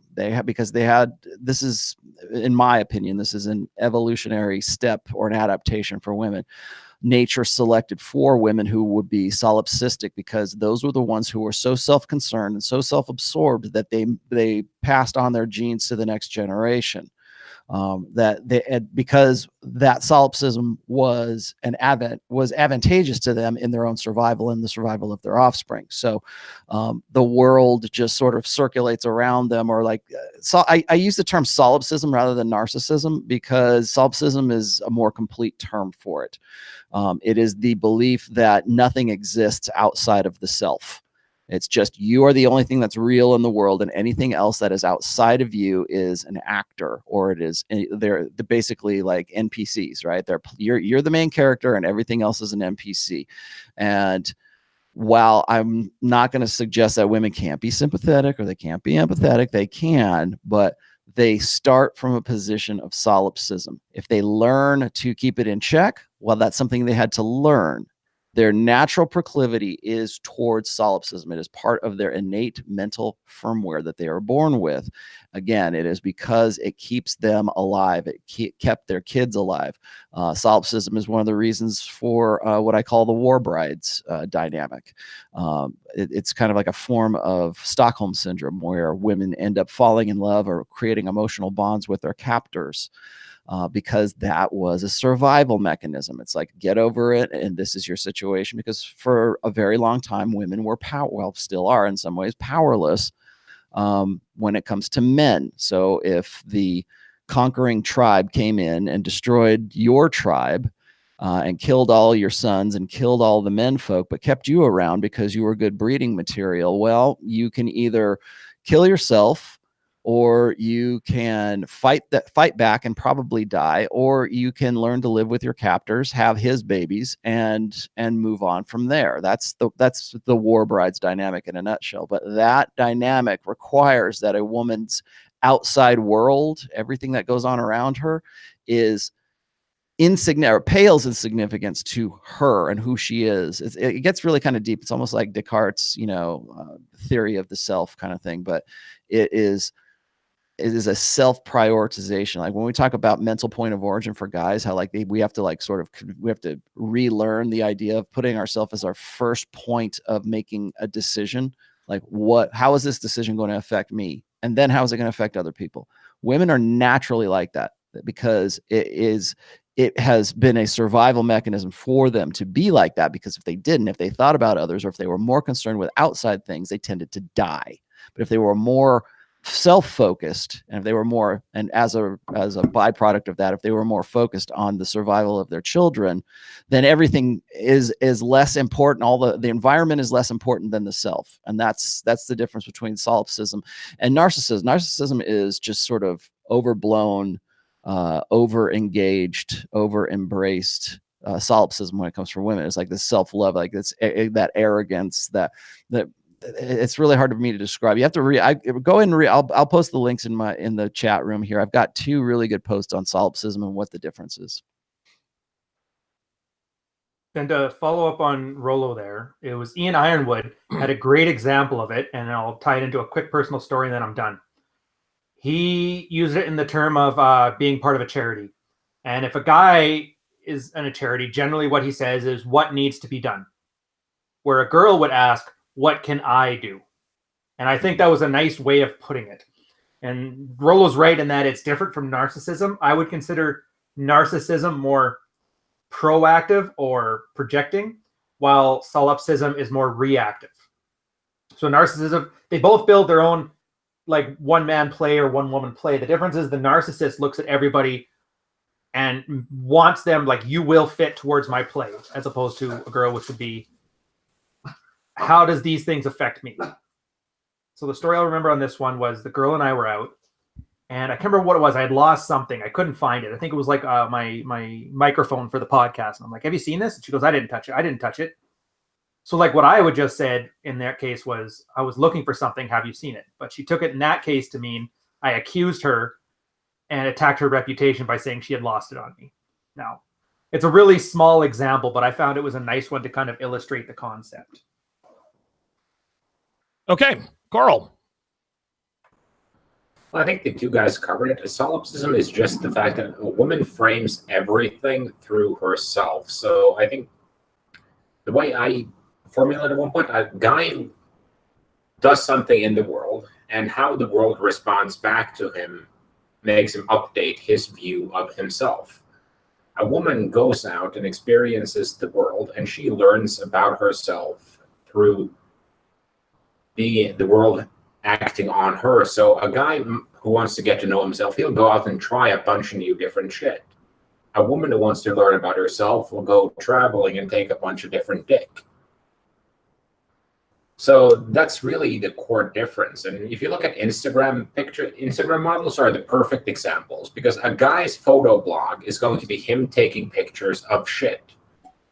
A woman's photo blog is going to be her taking pictures of herself in front of shit. Wow. Very good. And that's pretty much the best way I can illustrate it. No, that makes perfect sense. I've never really looked at it that way. Steve, what are your thoughts?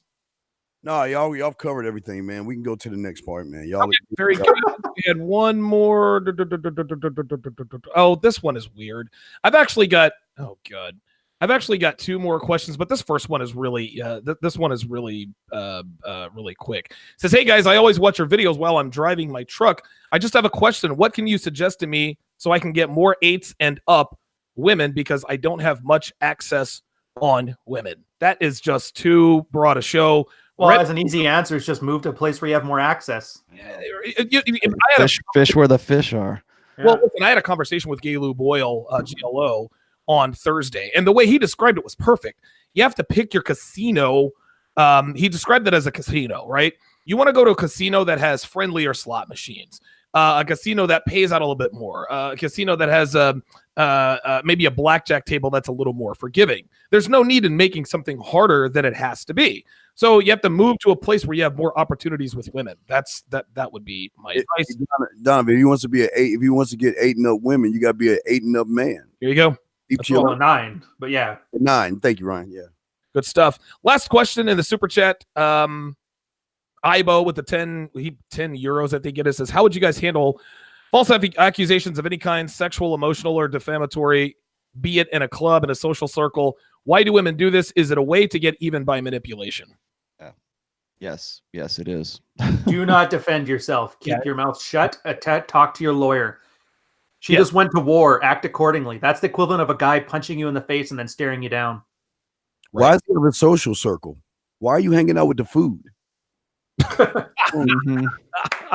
This is why you don't game chicks in your social circle. And by the way, the only three reasons you should ever be friends with a woman or talk to a woman on a regular basis is that you have fucked her, you are fucking her, or that you want to fuck her. Those are the only 3 reasons, man. Yeah, I think this is a MGTOW question. It's like, well, what about all of this stuff? It's too dangerous to go out too dangerous to go outside. We might get eaten by wild animals. That is the good thing. If you're at the point where you're worried about a MeToo accusation, that means you've had some level of success. So, I mean, kudos on that. If you're working at Best Buy, I really wouldn't worry about it. Nobody MeToo's a Best Buy employee. Yeah, well, yeah, exactly.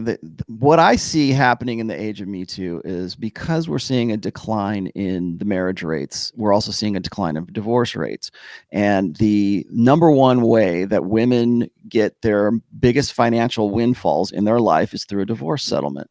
So if people aren't marrying, they're not divorcing. So there needs to be instituted some new social dynamic that still transfers resources from men to women. So guys say, well, it's taxes, or it's it's social issues, or social mores, or something like that.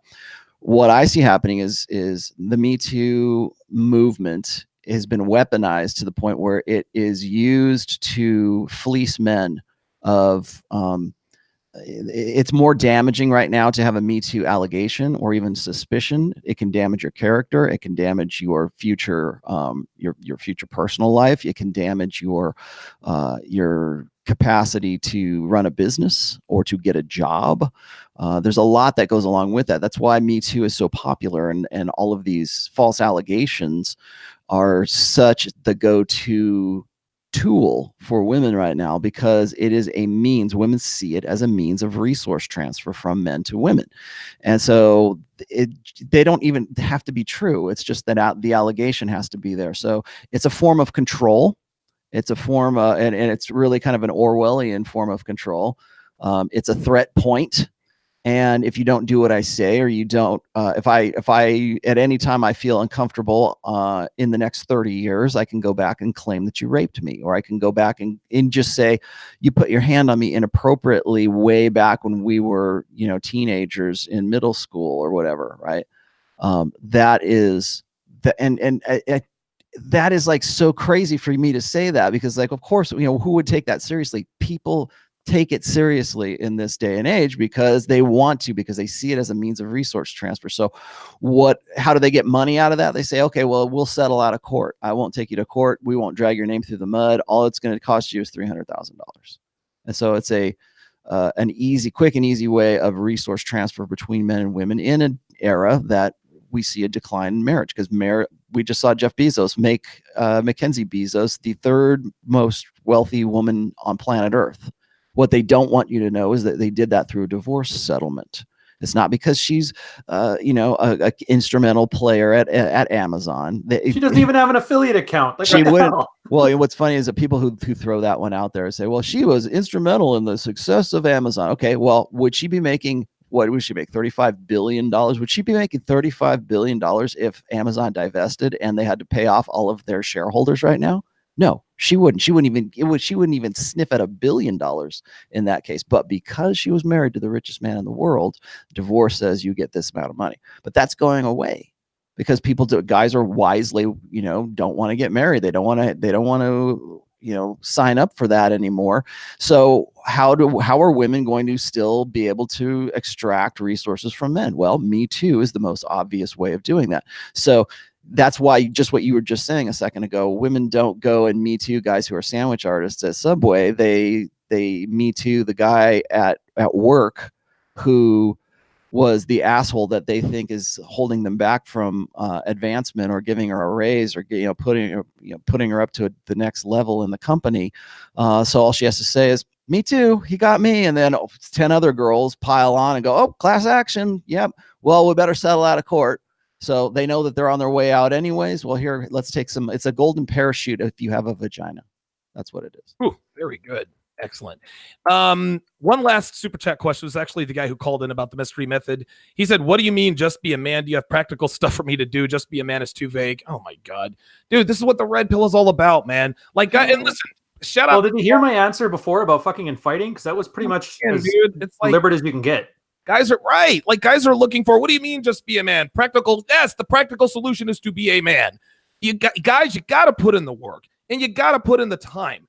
I can't give you a 5-minute answer and then the light bulb comes on. You got to put in the work. You got to watch the Red Man Group. All right, this dude wants a prescription. He wants a formula. Yeah, like there is no formula. Everybody's go here. Okay, here's your formula. Go read The Rational Male, and then go read The Way of Men by Jack Donovan. Then come back with your questions here. And then Gendernomics. That's what you have to do. And Gendernomics too. Yeah, go read those books and come back here with your questions, and we will tell you exactly what we mean by go be a man, especially if you read Jack Donovan stuff. Well, his issue is that he does what most guys do. Y'all don't listen. You're just hearing this information. We've been on this show for 2.5 hours, and that's the question you have. That shows that you're not soaking in the information and using it for yourself. This is what happens, guys. Well, what they want, and this is I want to say this is a generational thing, but that's one of the reasons I don't give prescriptions is because everybody wants the 12 steps for life. Right. Everybody wants the 10 steps to success in any environment. Just think these things. That's why I say mindset is bullshit. Because it's like you just think these positive thoughts and you're good to go, right? And then just pull the confidence out of the well that's inside of you, right? And they want some concrete answer. They want some like secret formula. They want the win button. They want the God mode cheat codes to life, and there ain't none. You got to put the fucking work in, and that's exactly what you guys are talking about. So, wait, Rollo, I gotta get a towel. Wait, I'm about to throw the towel. There it is. Stop the fight! Stop the fight! Yesterday. All right, guys. Well, that's going to do it for this edition of the Red Men Group. We've gone 2 hours and 45 minutes. Steve the Dean and I are going to be doing the Red Man Group after party. It's going to be exactly 30 minutes from now. It's going to be at 2:15 Eastern Standard Time on my YouTube channel. Let's do a round robin and sort of give our closing statements here. Carl, I'll let you lead off. Yeah. Books are both now public, so Gendernomics and Gendernomics Building Value are available on Amazon.com. Thank you to Ryan for providing the great covers. I was surprised at how artistic and what a great eye he has for design given the shirts, but yeah, he actually did a great job, and it has a very good, much better look, and I think it will look great in print once I get it printed. Excellent. Ryan? I'm doing the studio here. It's not going to be brick, so I won't be competing with you, Donnie.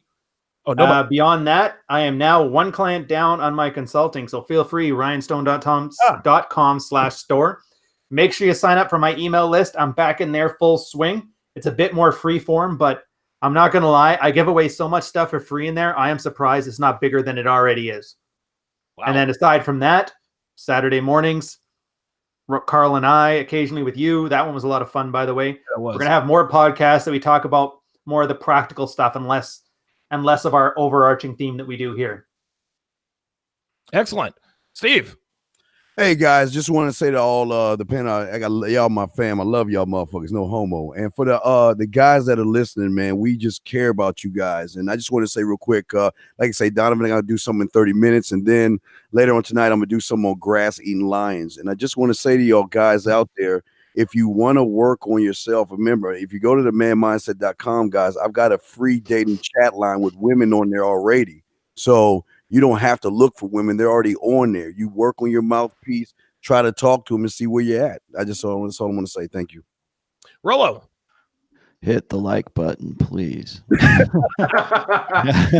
No, I was just gonna. There's a couple things I wanted to say. First of all, just a little bit of housekeeping here. I will be on tomorrow with Pat Campbell on my channel, Red Pill 101. I don't know exactly what the topic's going to be right yet, but just check my Twitter feed and you'll find out. Or if you haven't already subscribed, please subscribe to my channel. Subscribe to everybody's channel. Subscribe to this channel, please. You already know those things. Now, the thing I want to leave you guys with is this: is we've been talking for what, 2 hours and 47 minutes, something like that. Yeah. Mm-hmm. And I put out the invitation to anybody and everybody who wanted to come and call in and voice their concerns about the red pill. I said, this is good. This is your episode. We're going to talk about haters. We're going to talk about what it is your problems are with the red pill. What is your problem with Rollo Tomassi? What is your problem with the rational male? What is your problem with any of the dudes on this panel? I put that out there and we didn't get jack shit. So I would also like to reiterate that my blog has been an unmoderated blog for almost, coming up on 9 years now.